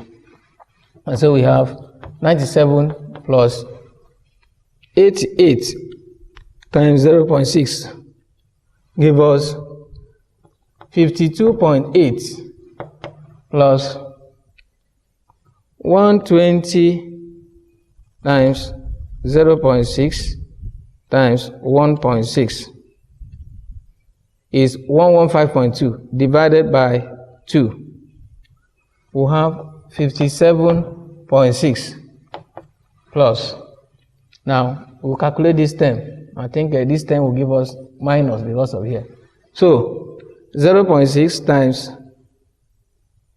0.4, that is minus 0.4 times 1.6 times 48 equal 18.432. Then divide by 6. We have 3.072. So when we compute all, we have 97 plus 52.8 plus 57.6 minus 3.072. That gives us 204.328. So that is f of 7.2.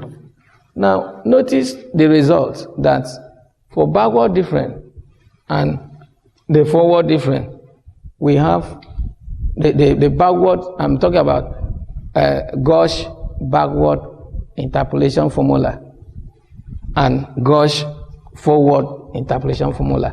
They give the same result. So if we want to determine functional value, especially when it is at the middle, you can trace it using the gauge forward interpolation formula, or the gauge back give you the same result. So that is how we can use it and determine any central differences that we are doing. Okay, now we are going to look at when the nodes are not equally spaced. So that is the next topic we want to look at now, and that will be the Lagrange interpolation formula.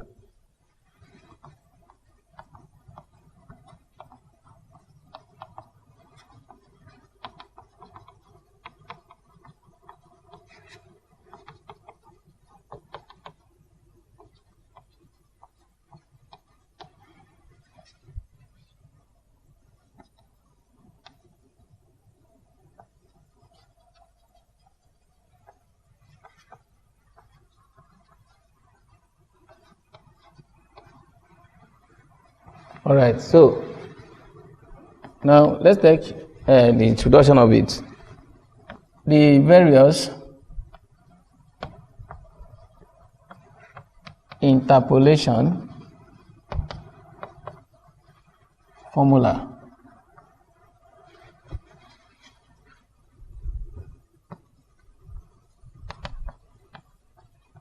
That we have studied.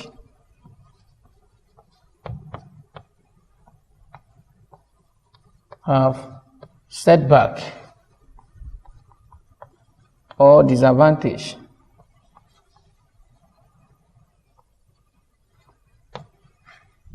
when the given nodes are not equally spaced.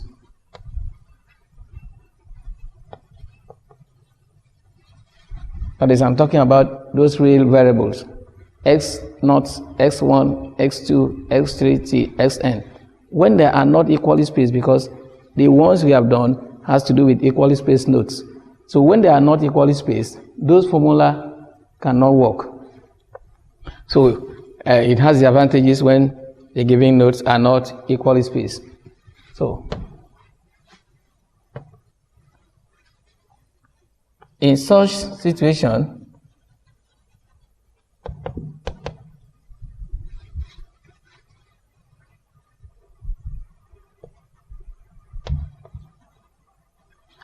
we consider two among the various interpolation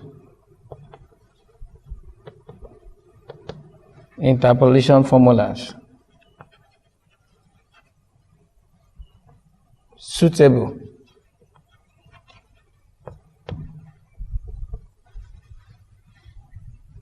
for unequally spaced nodes. So we are going to consider two. We have so many formulas that we can use, but we will consider two. The number one of it we'll look at is the Lagrange.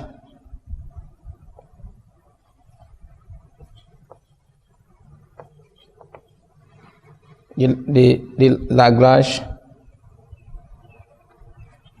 Lagrange interpolation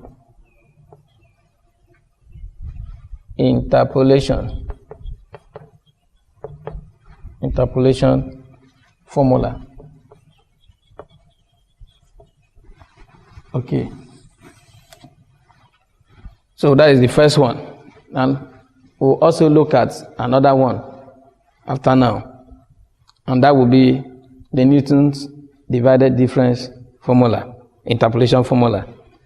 Now, the Lagrange interpolation formula. Let's XP be a point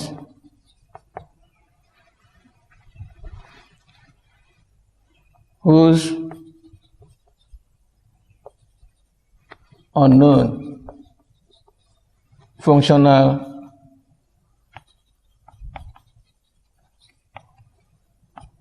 value is to be determined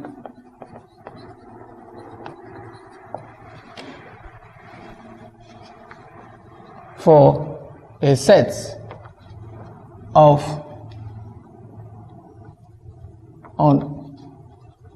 unequally spaced nodes XO, X1, X2 to Xn. Now what we are saying here is, suppose you want to determine a point XB, and the points, the nodes are not equally spaced. The Lagrange formula can be useful for such points. Now these are the points X1, XO, X1, X2, but they are not equally spaced. So then the Lagrange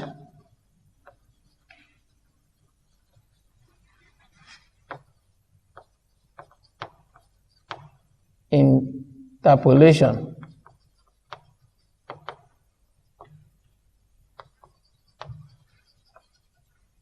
formula is given by f of x will be equal x sub O x1, x sub O x2. We have x sub O minus xn, f of xo. So x minus x1, x minus x2, we have x minus xn plus x minus xo. We have x1 minus xo, x1 minus x2, x1 minus x3, till we have x1 minus xn. See that?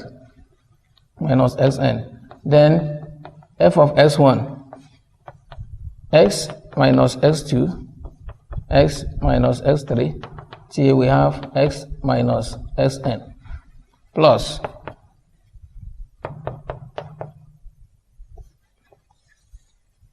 we have xn minus xo, xn minus x1, xn minus x2.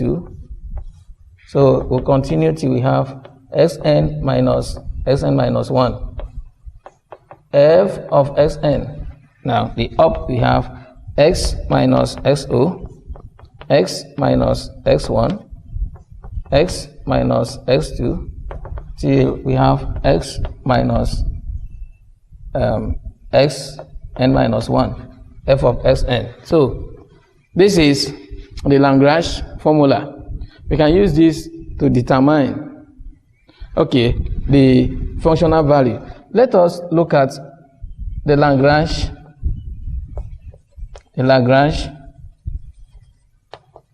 polynomial. What we call the Lagrange polynomial. Now, given n data points,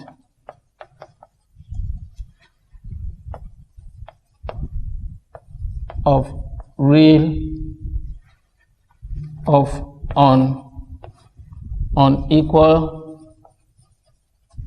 equally spaced nodes, of unequally spaced nodes, we expect a polynomial of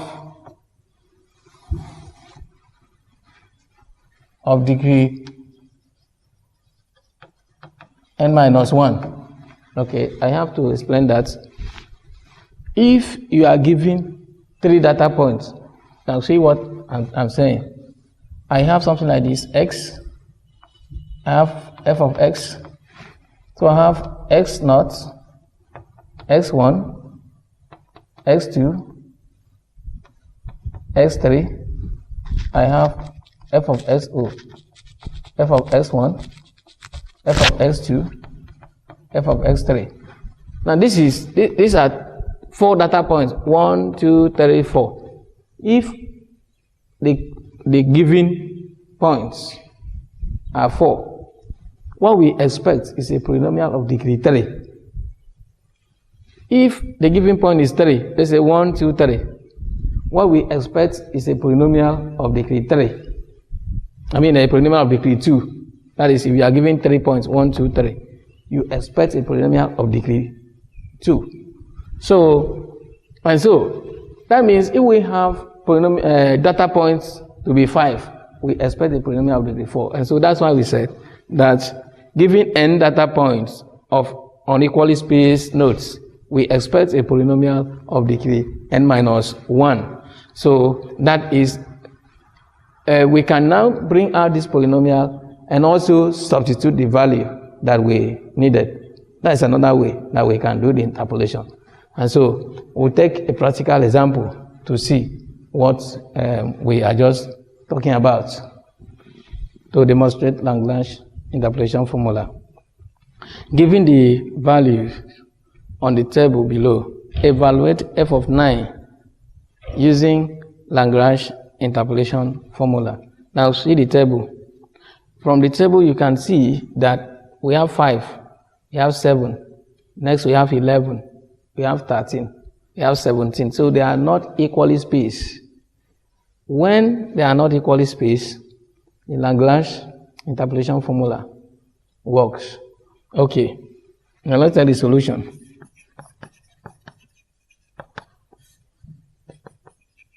The Lagrange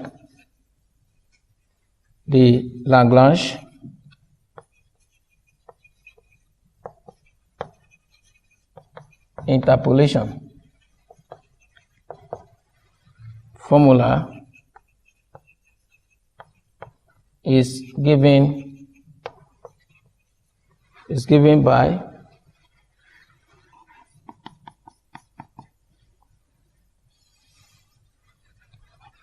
x 0 minus x1, x0 minus x2, x0 minus x3. Now, this place is x0, that is x of 0, this first one. This is x1, this is x2, this is x3, and this is x4. Okay, so we'll take this up to x4. So x0 minus x4. F of x0, then we have x minus x1, x minus x2, x minus x3, then x minus x4, plus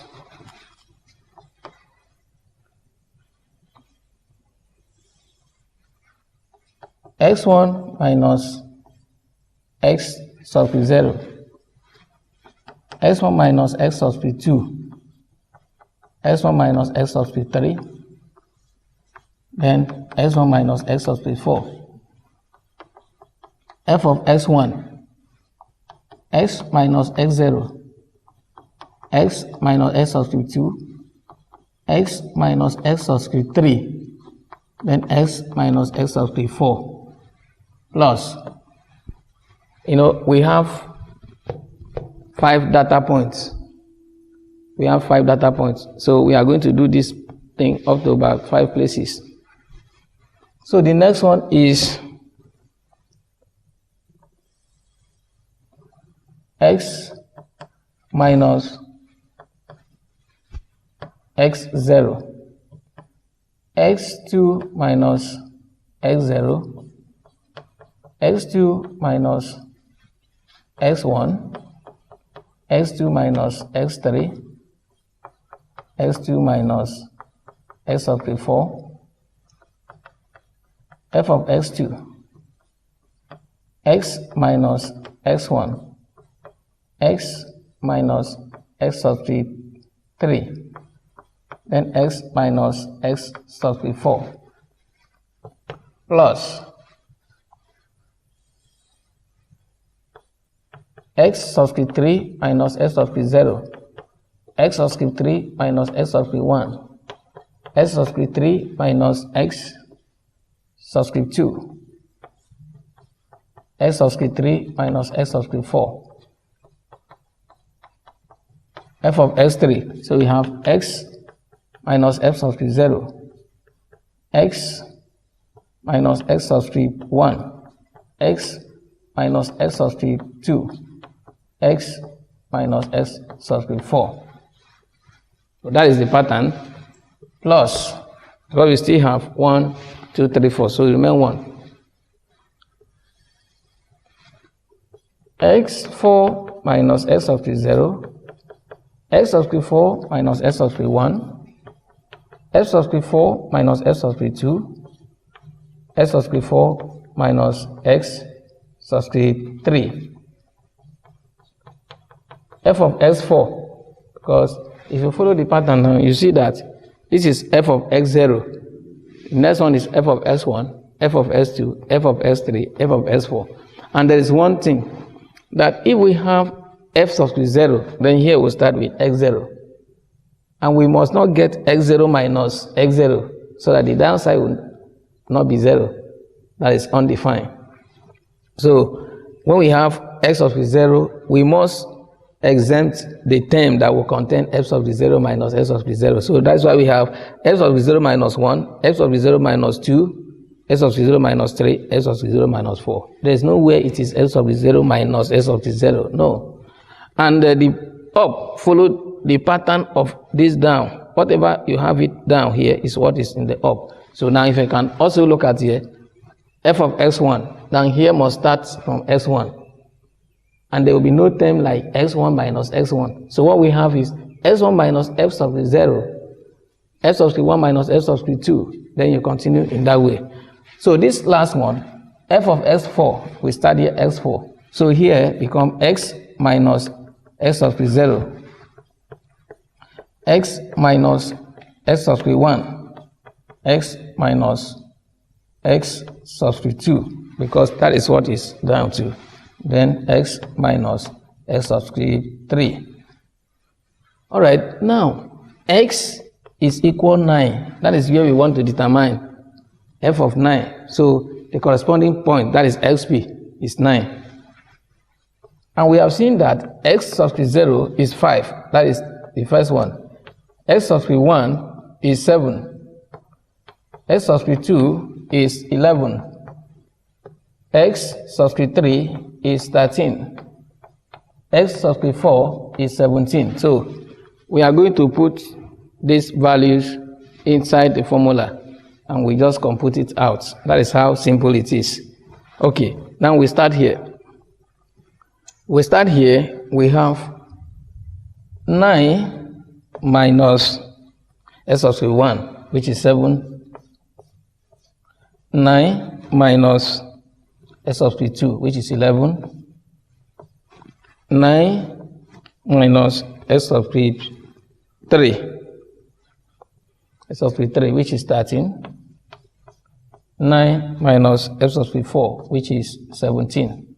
Over x subscript 0 is 5.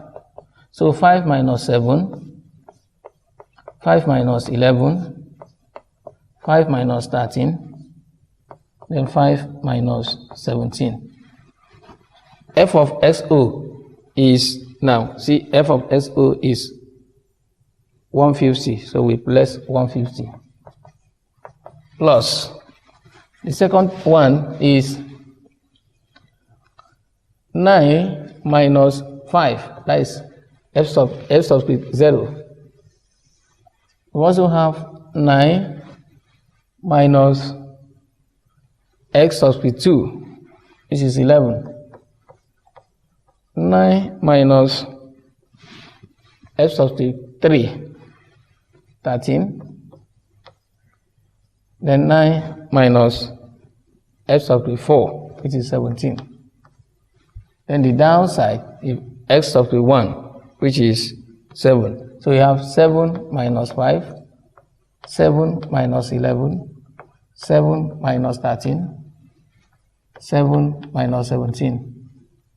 F of x1 is 392.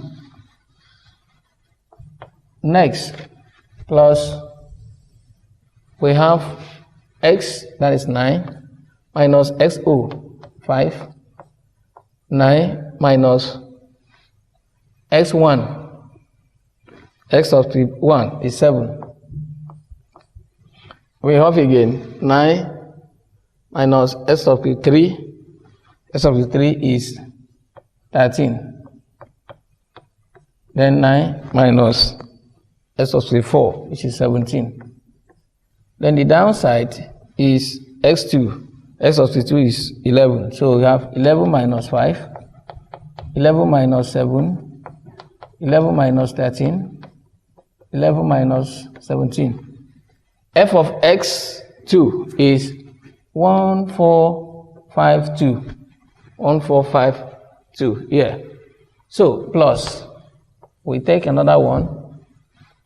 And this one is x, that is 9. Minus 5, 9 minus x1, and x1, x subscript 1 is 7, 9 minus x subscript 2, which is 11. We have 9 minus 17, x subscript 4. So the downside is x subscript 3, which is 13. So 13 minus 5, 13 minus 7, 13 minus 11, 13 minus 17. Now, what is f of x3? F of x3 is 2366. From the table, we have f of x3, 2366. Okay. Now, the last one is this one, plus 9, x subscript 0 is 5, 9, x subscript 1 is 7, 9 minus x subscript 2, which is 11, then 9 minus s sub square 3, which is 13, over s sub square 4. S sub square 4, this is 4. So 4 is 17, so we have 17 minus 5, 17 minus 7, 17 minus 11, 17 minus 13. Good. So we can then compute the results to have that in this first one, we have 9 minus 7 is 2. 9 minus 11 is minus 2. 9 minus 13 is minus 4. 9 minus 17 is minus 8. Over the downside, we have minus 2, minus 6.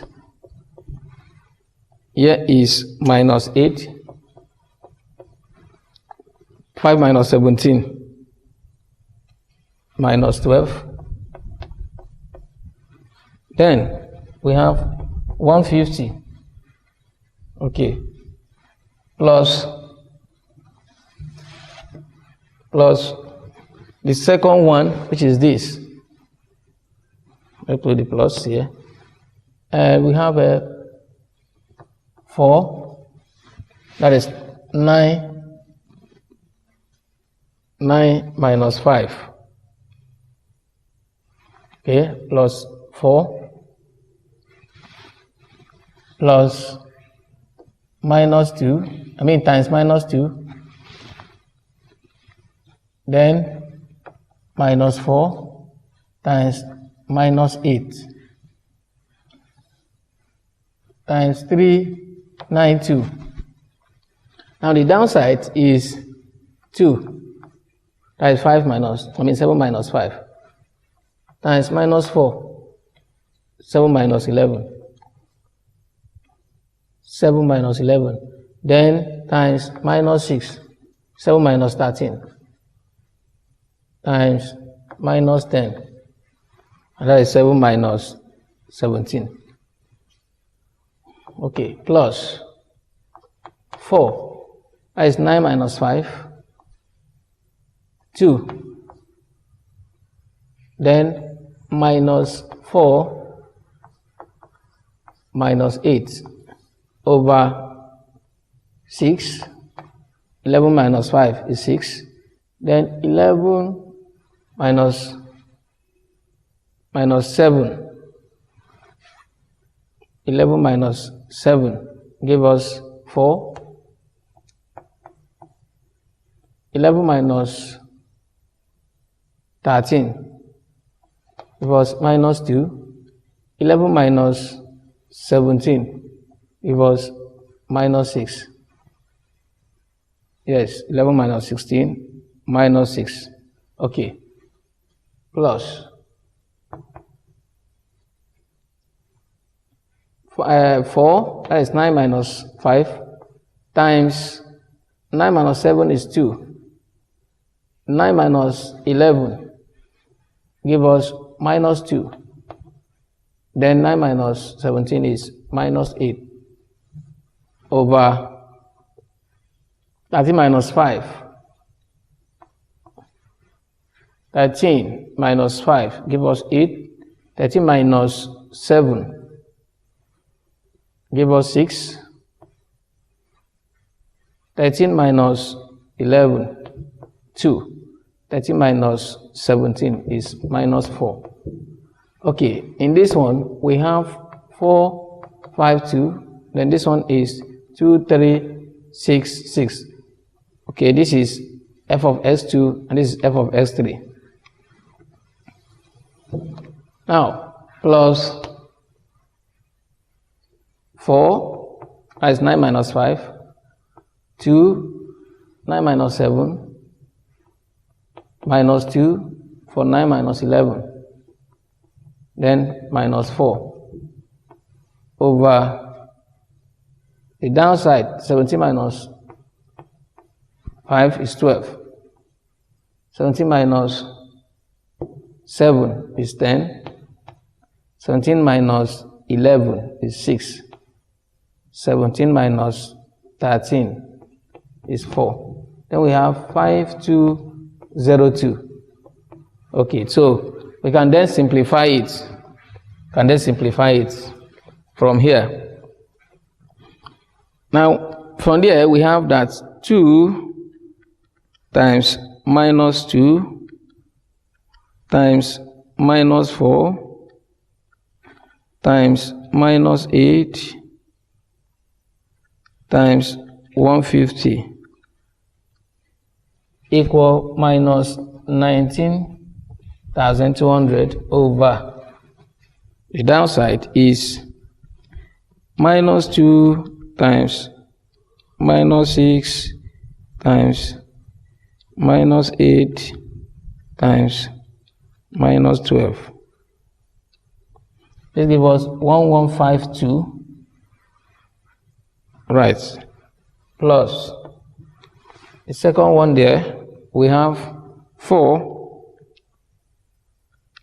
times minus 2 times minus 4 times minus 8 times 392 equal minus, okay, this is 100,352 over, I believe the downside here will be minus, so this place will be plus.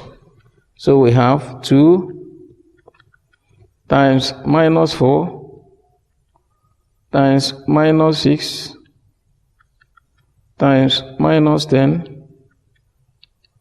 equal 480.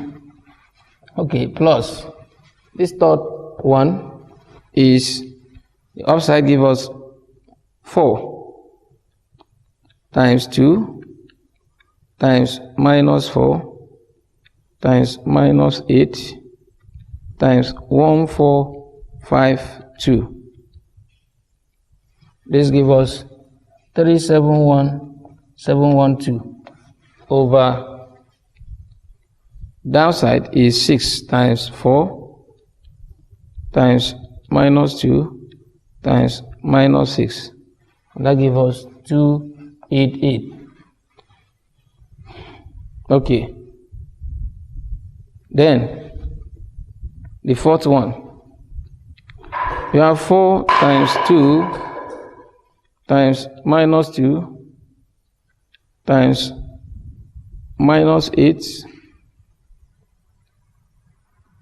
times 2366 is giving us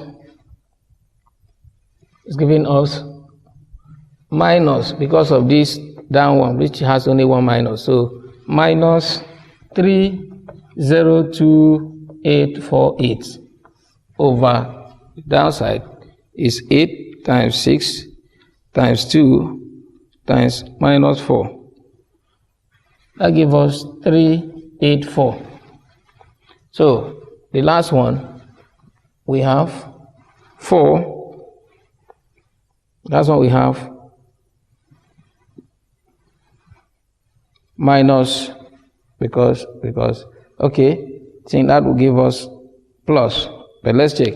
4 times 2 times minus 2 times minus 4 times 5202 is giving us 332,928 over, then the downside we have 10 times 6 times 12 times 4. That gives us 2880. So that will be equal to, now, minus 19200 divided by 1152. Give us minus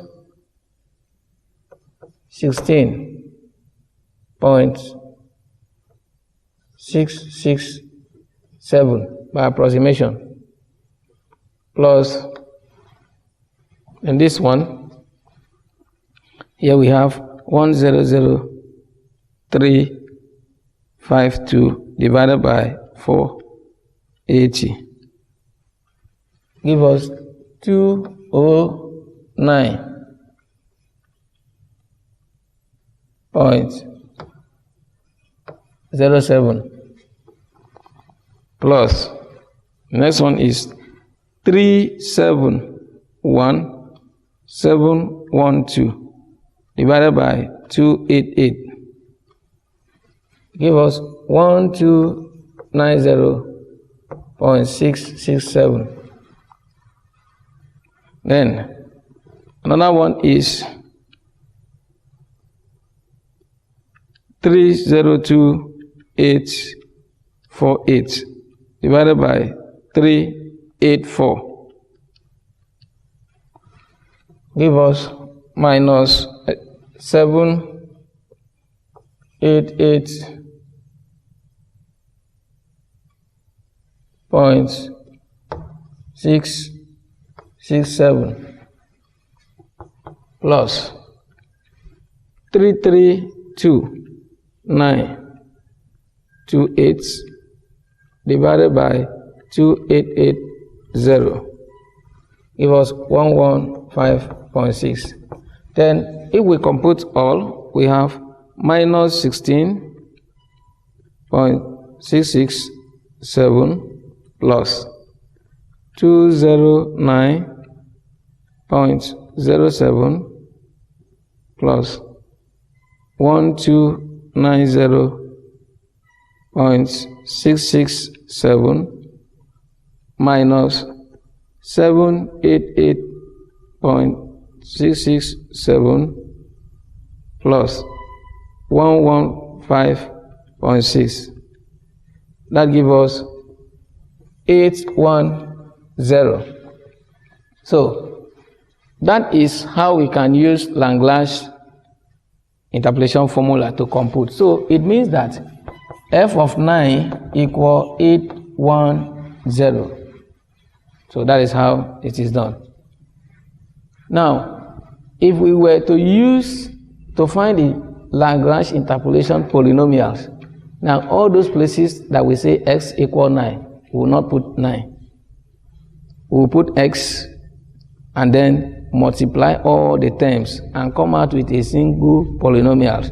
Then we substitute 9.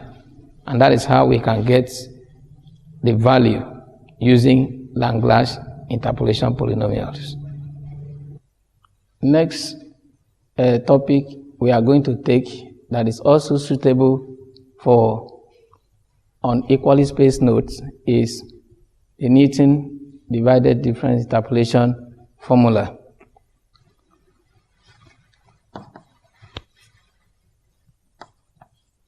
The Lagrange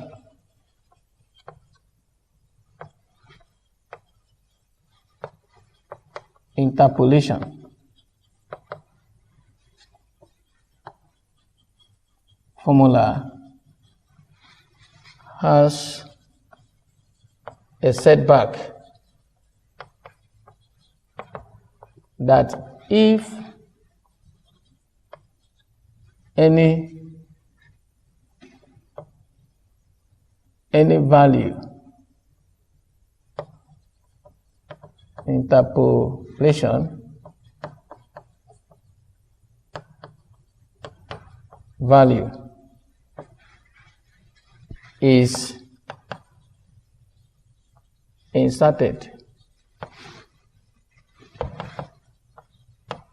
then it needs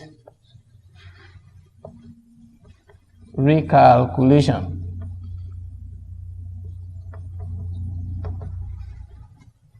of the interpolation coefficients.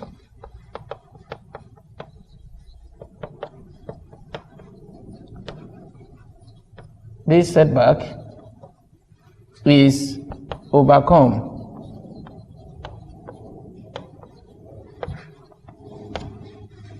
by the general interpolation formula known as the Newton divided difference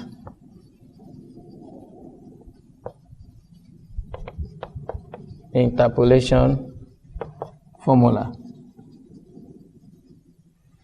Okay, now we are going to look at the Newton divided difference table. You know, we have said here that the Lagrange also has a setback. If interpolation value is inserted, then we will need to recalculate it again. But that can be overcome by the Newton divided difference. Okay, let's look at the Newton divided difference table, how it is formed. Now, given sets of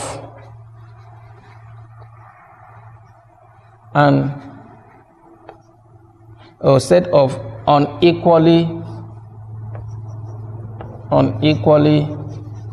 spaced nodes,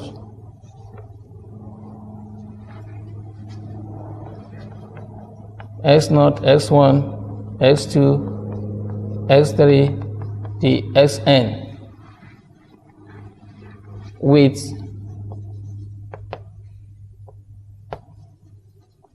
their respective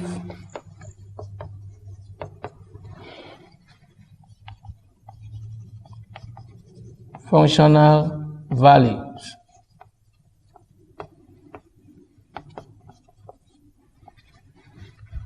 The Newton divided difference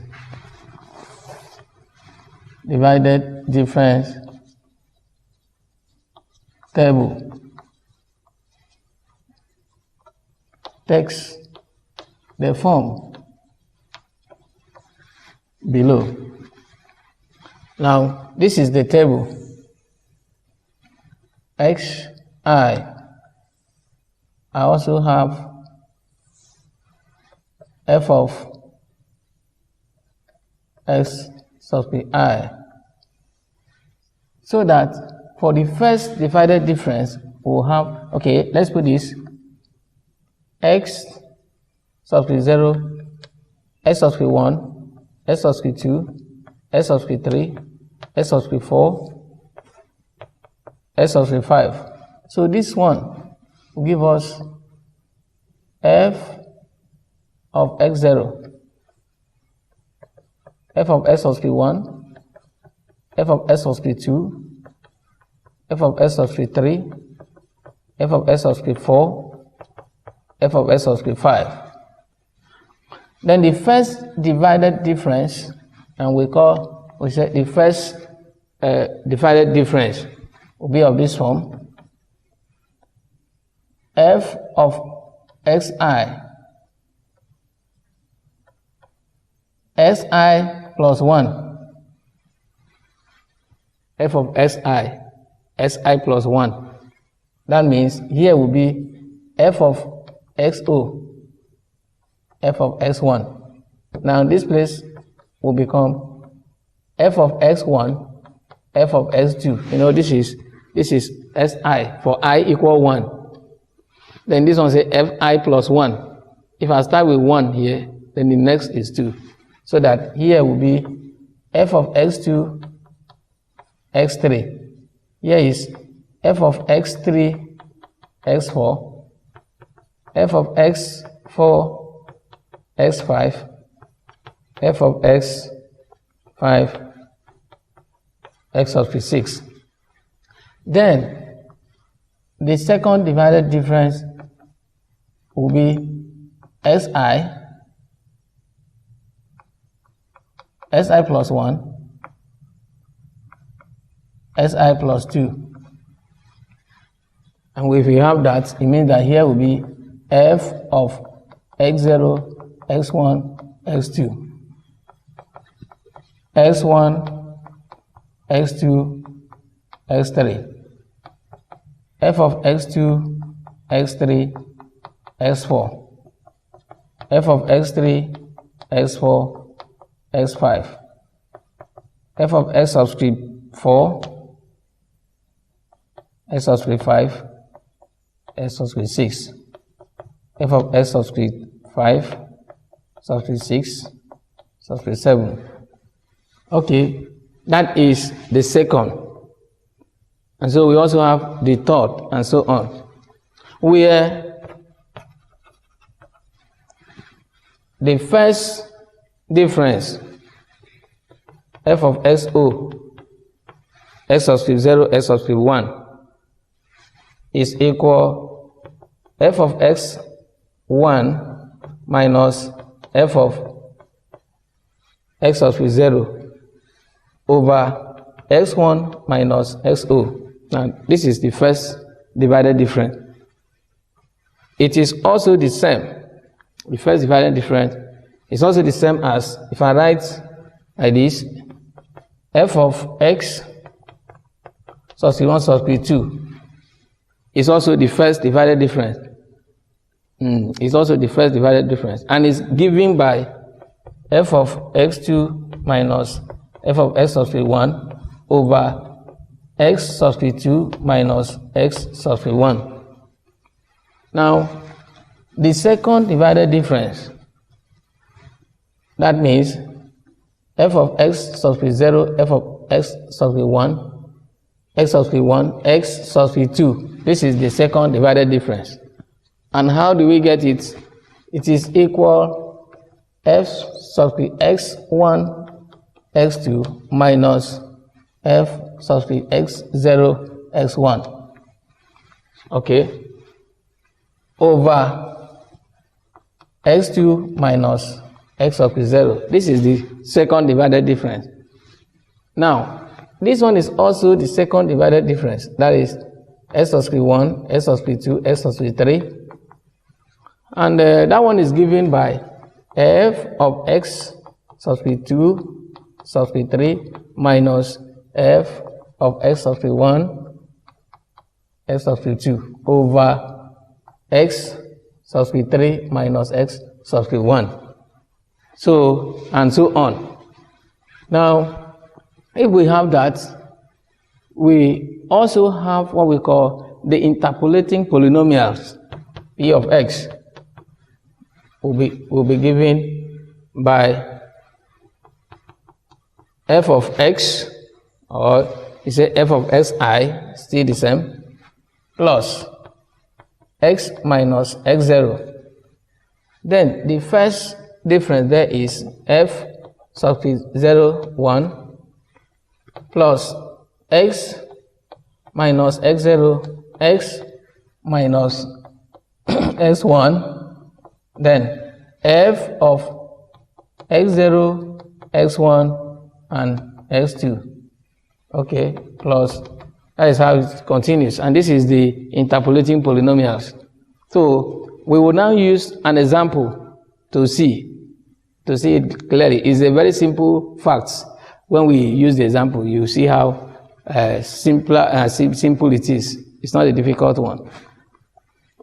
Now, we are going to use this example to illustrate the Newton divided difference interpolation formula. Using the data of last example shown below, this is the last example that we just did using Lagrange. We want to also use Newton divided difference to see whether we can get the same results. Evaluate f of 9 using Newton divided difference formula. II. What is the interpolation polynomials? Okay, so we take the solution. Now first, we prepare the Newton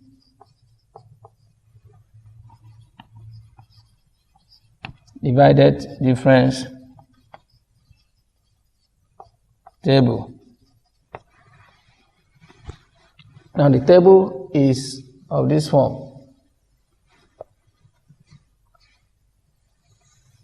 We have sets of value of x. This is 5, 7, 11, 13. We have 17. Now notice that they are not equally spaced.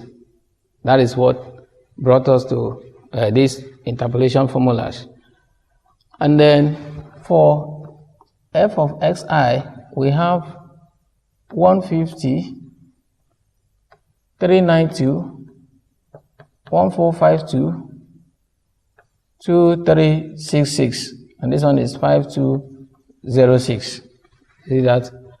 Now, the first divided difference, that is first divided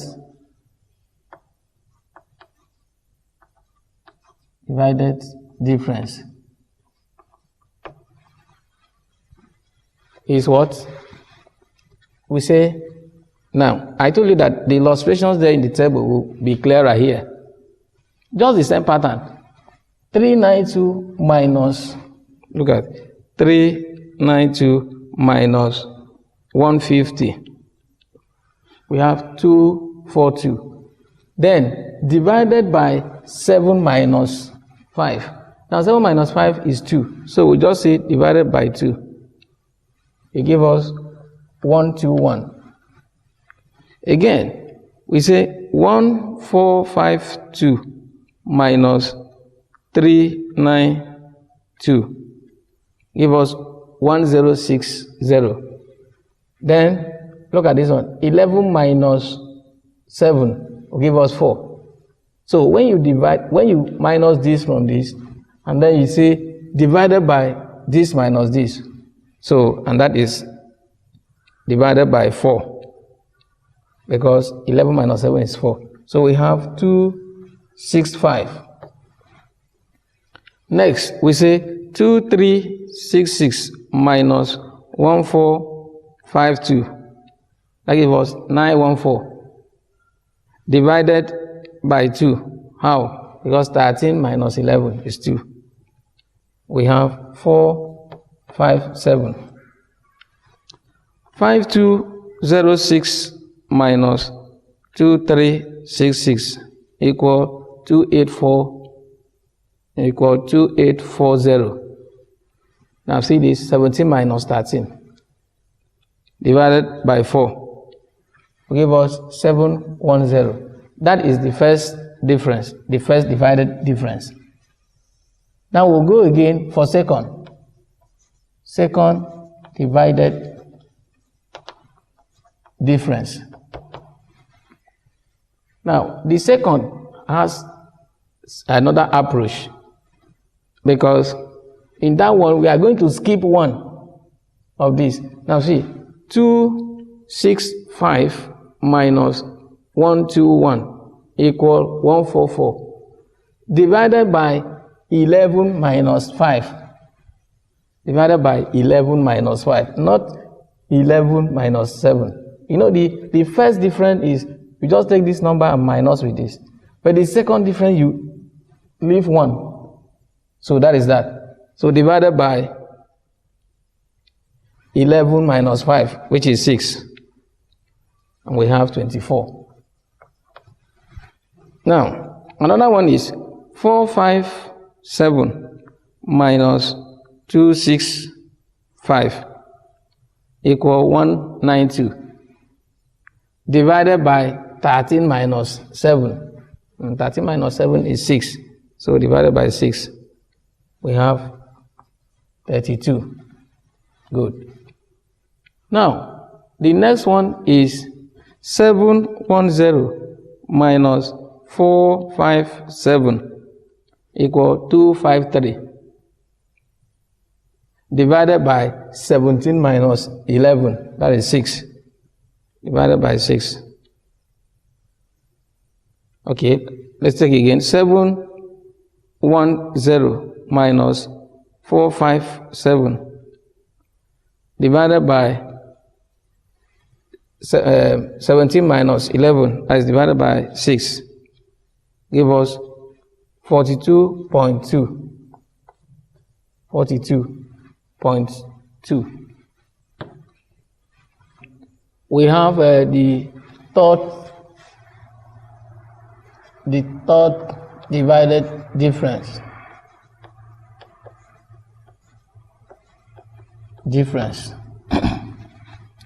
And we define the third divided difference to be if we have f of x subscript 0, f of x subscript 1, f of x subscript 2, and this is the second divided difference. You can also have f subscript 1, f subscript 2, f subscript 3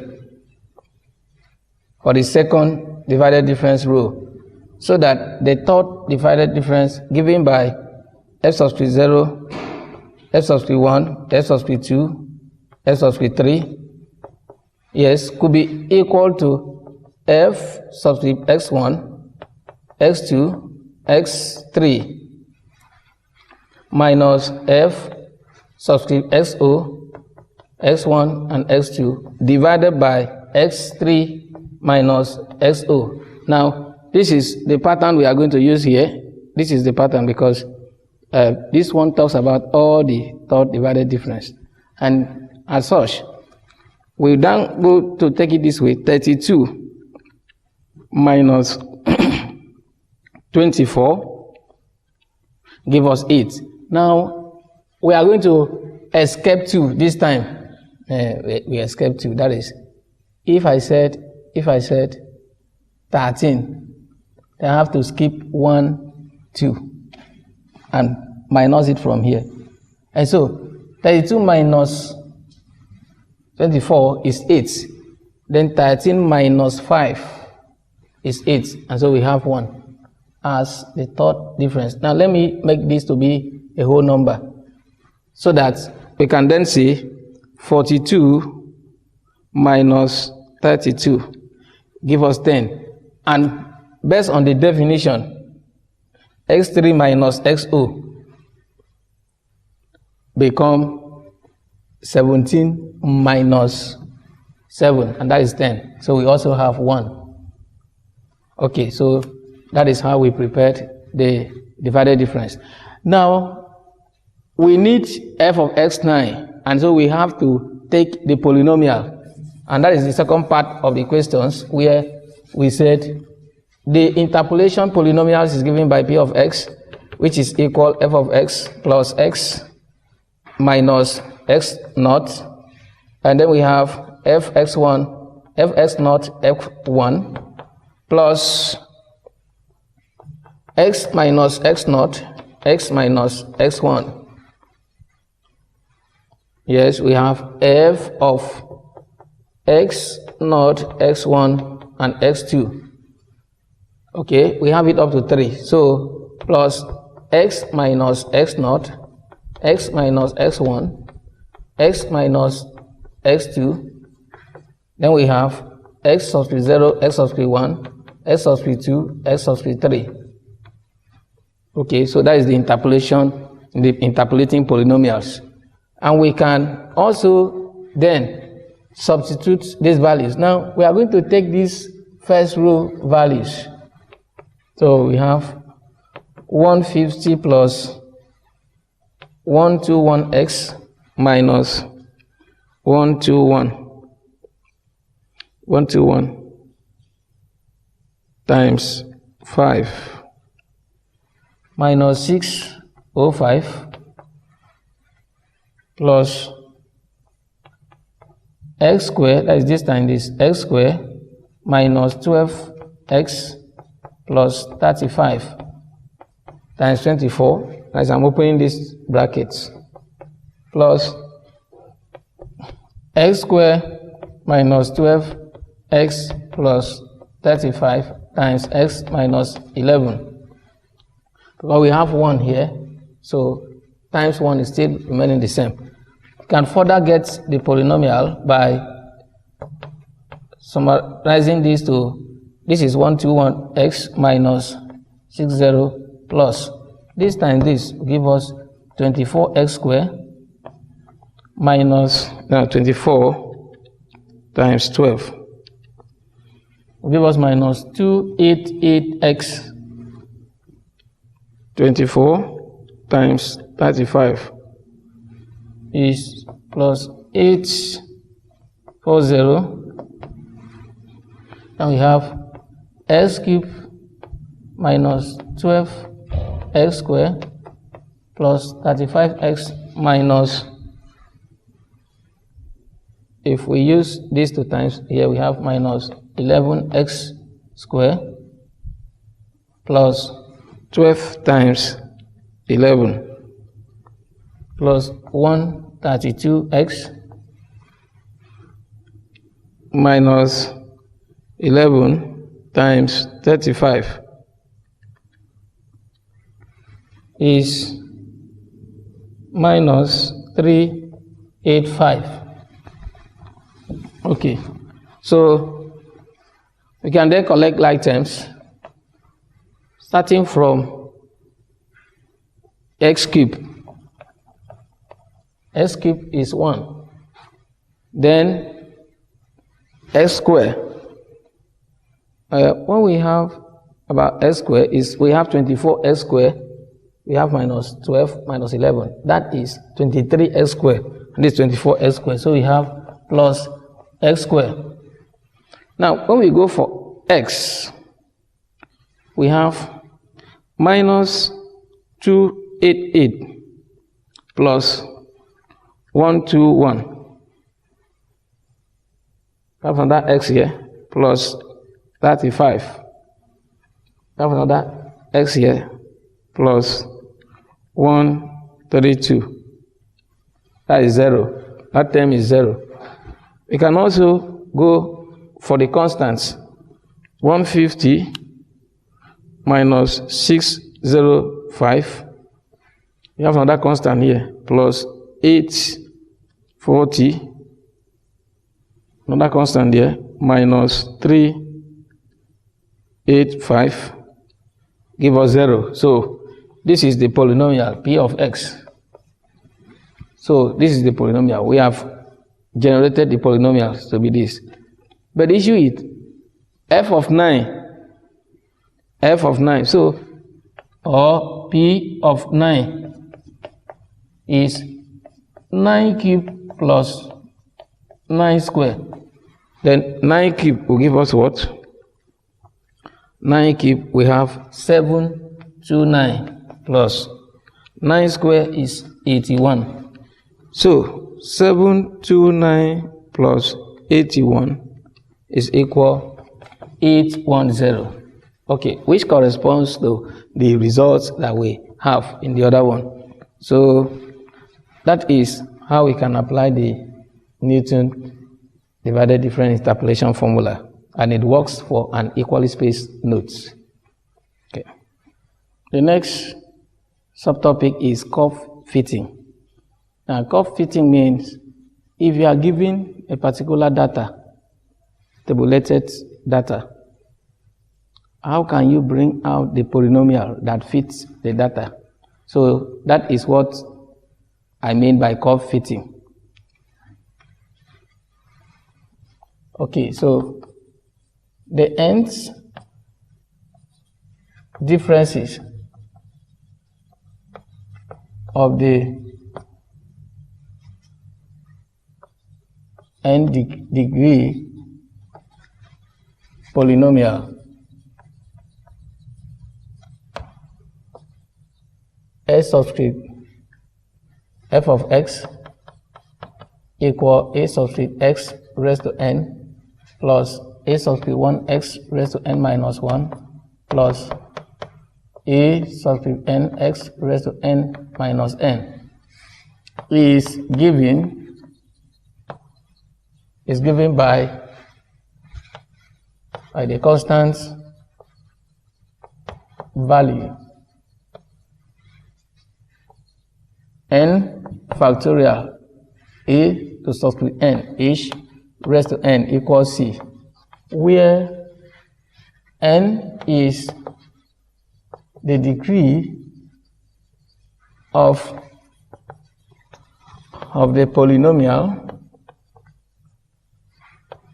the degree of the polynomials. H is the difference between any equally spaced nodes. C is the constant value on the difference table. On the difference table. So, if we want to bring out a polynomial, it will give us data. We can bring out the polynomial that fits the data. Like I told us in this package when we started that functions can be defined in tabular form. So now we want to look at, if we see the table, different values given in tabular form, how can we bring out this polynomial in functional form, not in tabular form? So that is what we'll do now. We'll take example to find out what we are really saying here. Given the set of values of a function f of t corresponding to a set of equally spaced values of t, determine the polynomial that fits this data. Now see the data. We are given, this is a function which we have known. So what is the polynomial that will fit this data? Now let's take the solution to find the polynomial now. Okay, first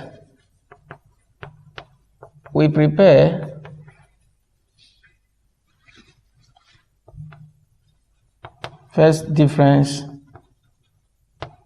forward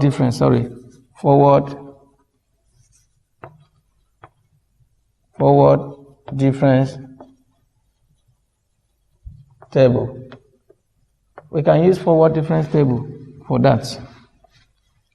And the table will be of this form. I'll leave this place, you can enter. Okay.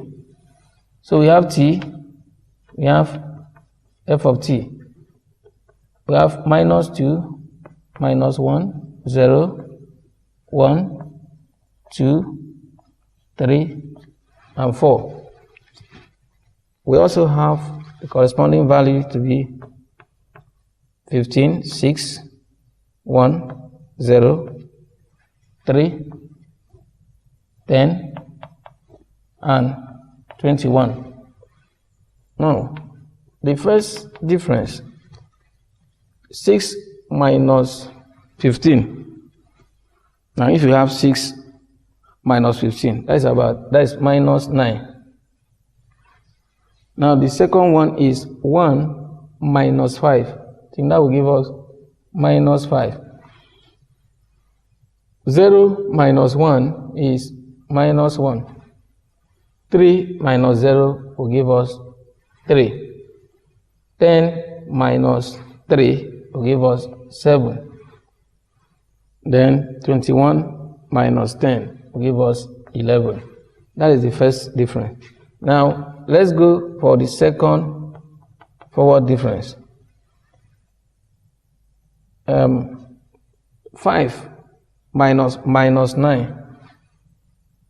will give us 4.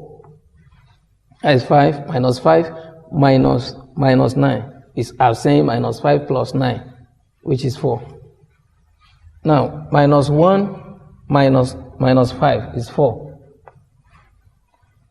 3 minus 1 is 4. 7 minus 3 is 4. 11 minus 7 is 4. So, here, we see that we have constant value. We have constant value at the second forward difference. So, we expect a polynomial of degree 2. All right.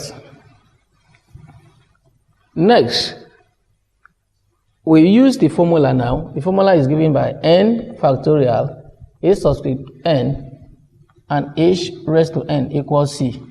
We say that n is the degree, so now it's 2, because we have seen that it is at the second difference. It's degree 2. Then n factorial means 2 factorial, which is 2. So n subscript 2, h is what? That's the difference. The difference between any space. You see -1 minus -2 give us 1. Now 0 minus -1 give us 1. So h is 1. We put 1 raised to 2 equal 4, which means that a2 will be equal 4 divided by 2.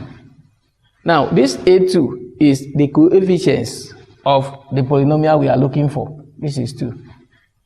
Now the polynomial is f of t equal 2t.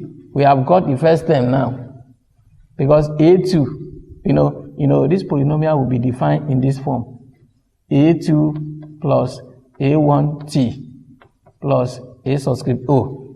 That is a polynomial of degree 2. So now we have got a2 to be 2.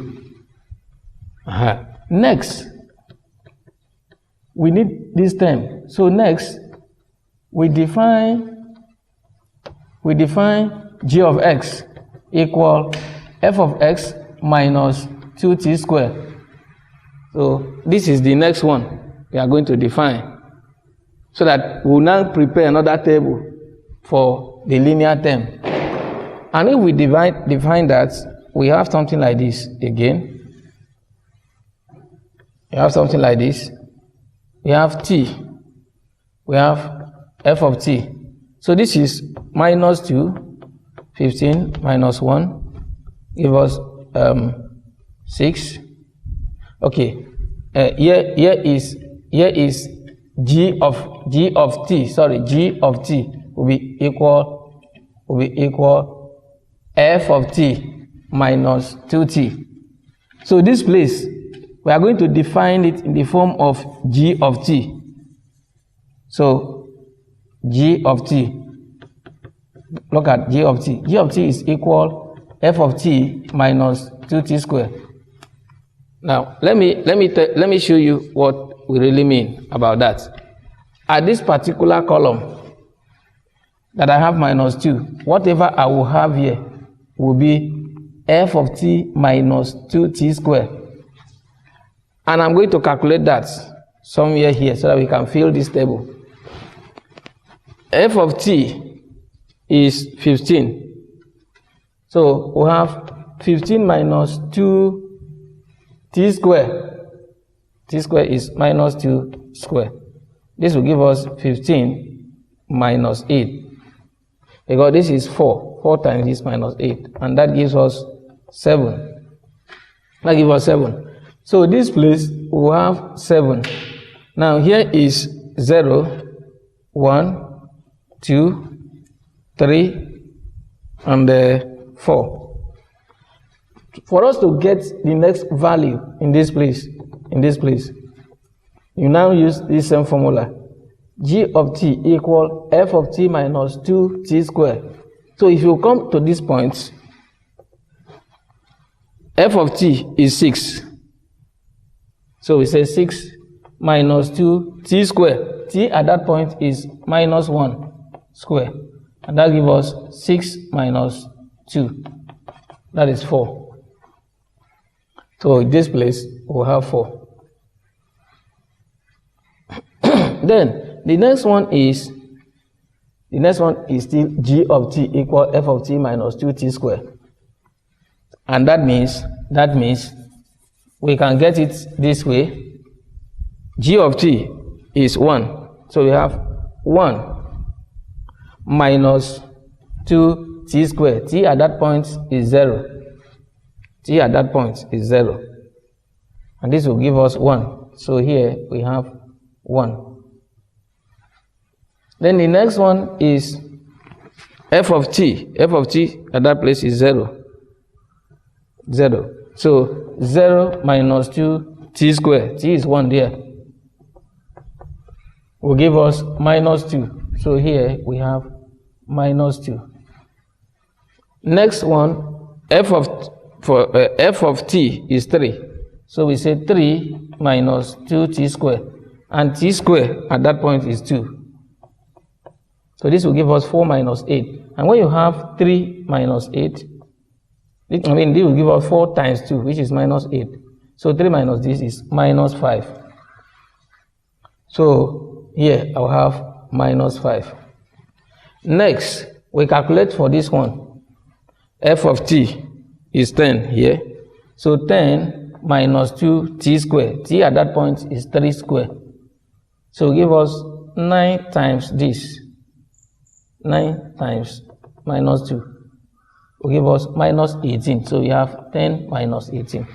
And here we'll get minus 8. Then the next one to calculate is at this point, f of t is 21. So you just see 21 minus 2t squared, and t there is 4. Now, if you have 4 squared, it's 16 times 2. You have 21 minus 32. Okay, so 21 minus 32, there give us 12. So 32, 21. 11, sorry. So we have 11. Okay. Now, we have been able to fill this table again, defining this as g of t, because it's another table from the other one. Now here, we need the first difference. The first difference. 4 minus 7 will give us minus 3. Then this one, 1 minus 4 will give us minus 3. Minus 2 minus 1 is minus 3. Minus 5 plus minus 2 is minus 3. Minus 8 minus minus 5 is minus 3. 11, okay, this was minus 11 because this is minus 32. So minus 11 plus minus 8 is minus 3. Now, we have constant value at 1, and that is how it's supposed to be, because we have already got a value for this term. So we need for linear terms, and that must be of degree 1. Okay, now here, if we use n factorial, a subscript n, h raised to n equals c, we also see that n factorial here is 1, because this is the last term. 1. Then we have a subscript 1, h is 1, so 1 raised to 1 is 1. So that we will then have this as minus 3.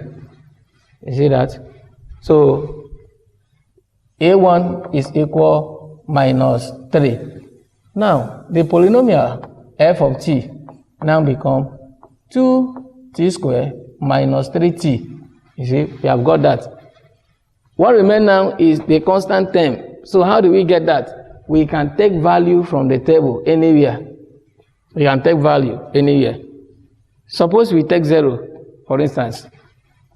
F of 0 equal to, okay, let the constants be k. Just say plus k. We want to determine k. So f of 0 will be 2t squared, that is 20 squared, minus 3 times 0 plus k. But what was f of 0? F of 0 equal 1. So 1 equal 0 minus 0 plus k, which implies that k equal 1. Therefore, f of t, that is the function now, is 2t minus 3t plus 1. This is the polynomial that generates that data. If we want to test it, we can test it one after the other to see. Now let's start from minus 2 to see whether we will get the corresponding value 15. Minus 1, whether we can get 6. Now f of minus 2 is 2 minus 2 cube minus 3 minus 2 plus 1. Here is square. Sorry, here is square. So we have 4. 4 times this is 8. So we have 8 plus 6 plus 1, which is 15. You see? And if you go for f of minus 1, you have 2 minus 1 square minus 3 minus 1 plus 1. Here we'll have 2 plus 3 plus 1, which is 6. That is how it is done. So we'll end here in this segment, and then we look for another segment where we'll talk about differentiation, numerical differentiation and integration.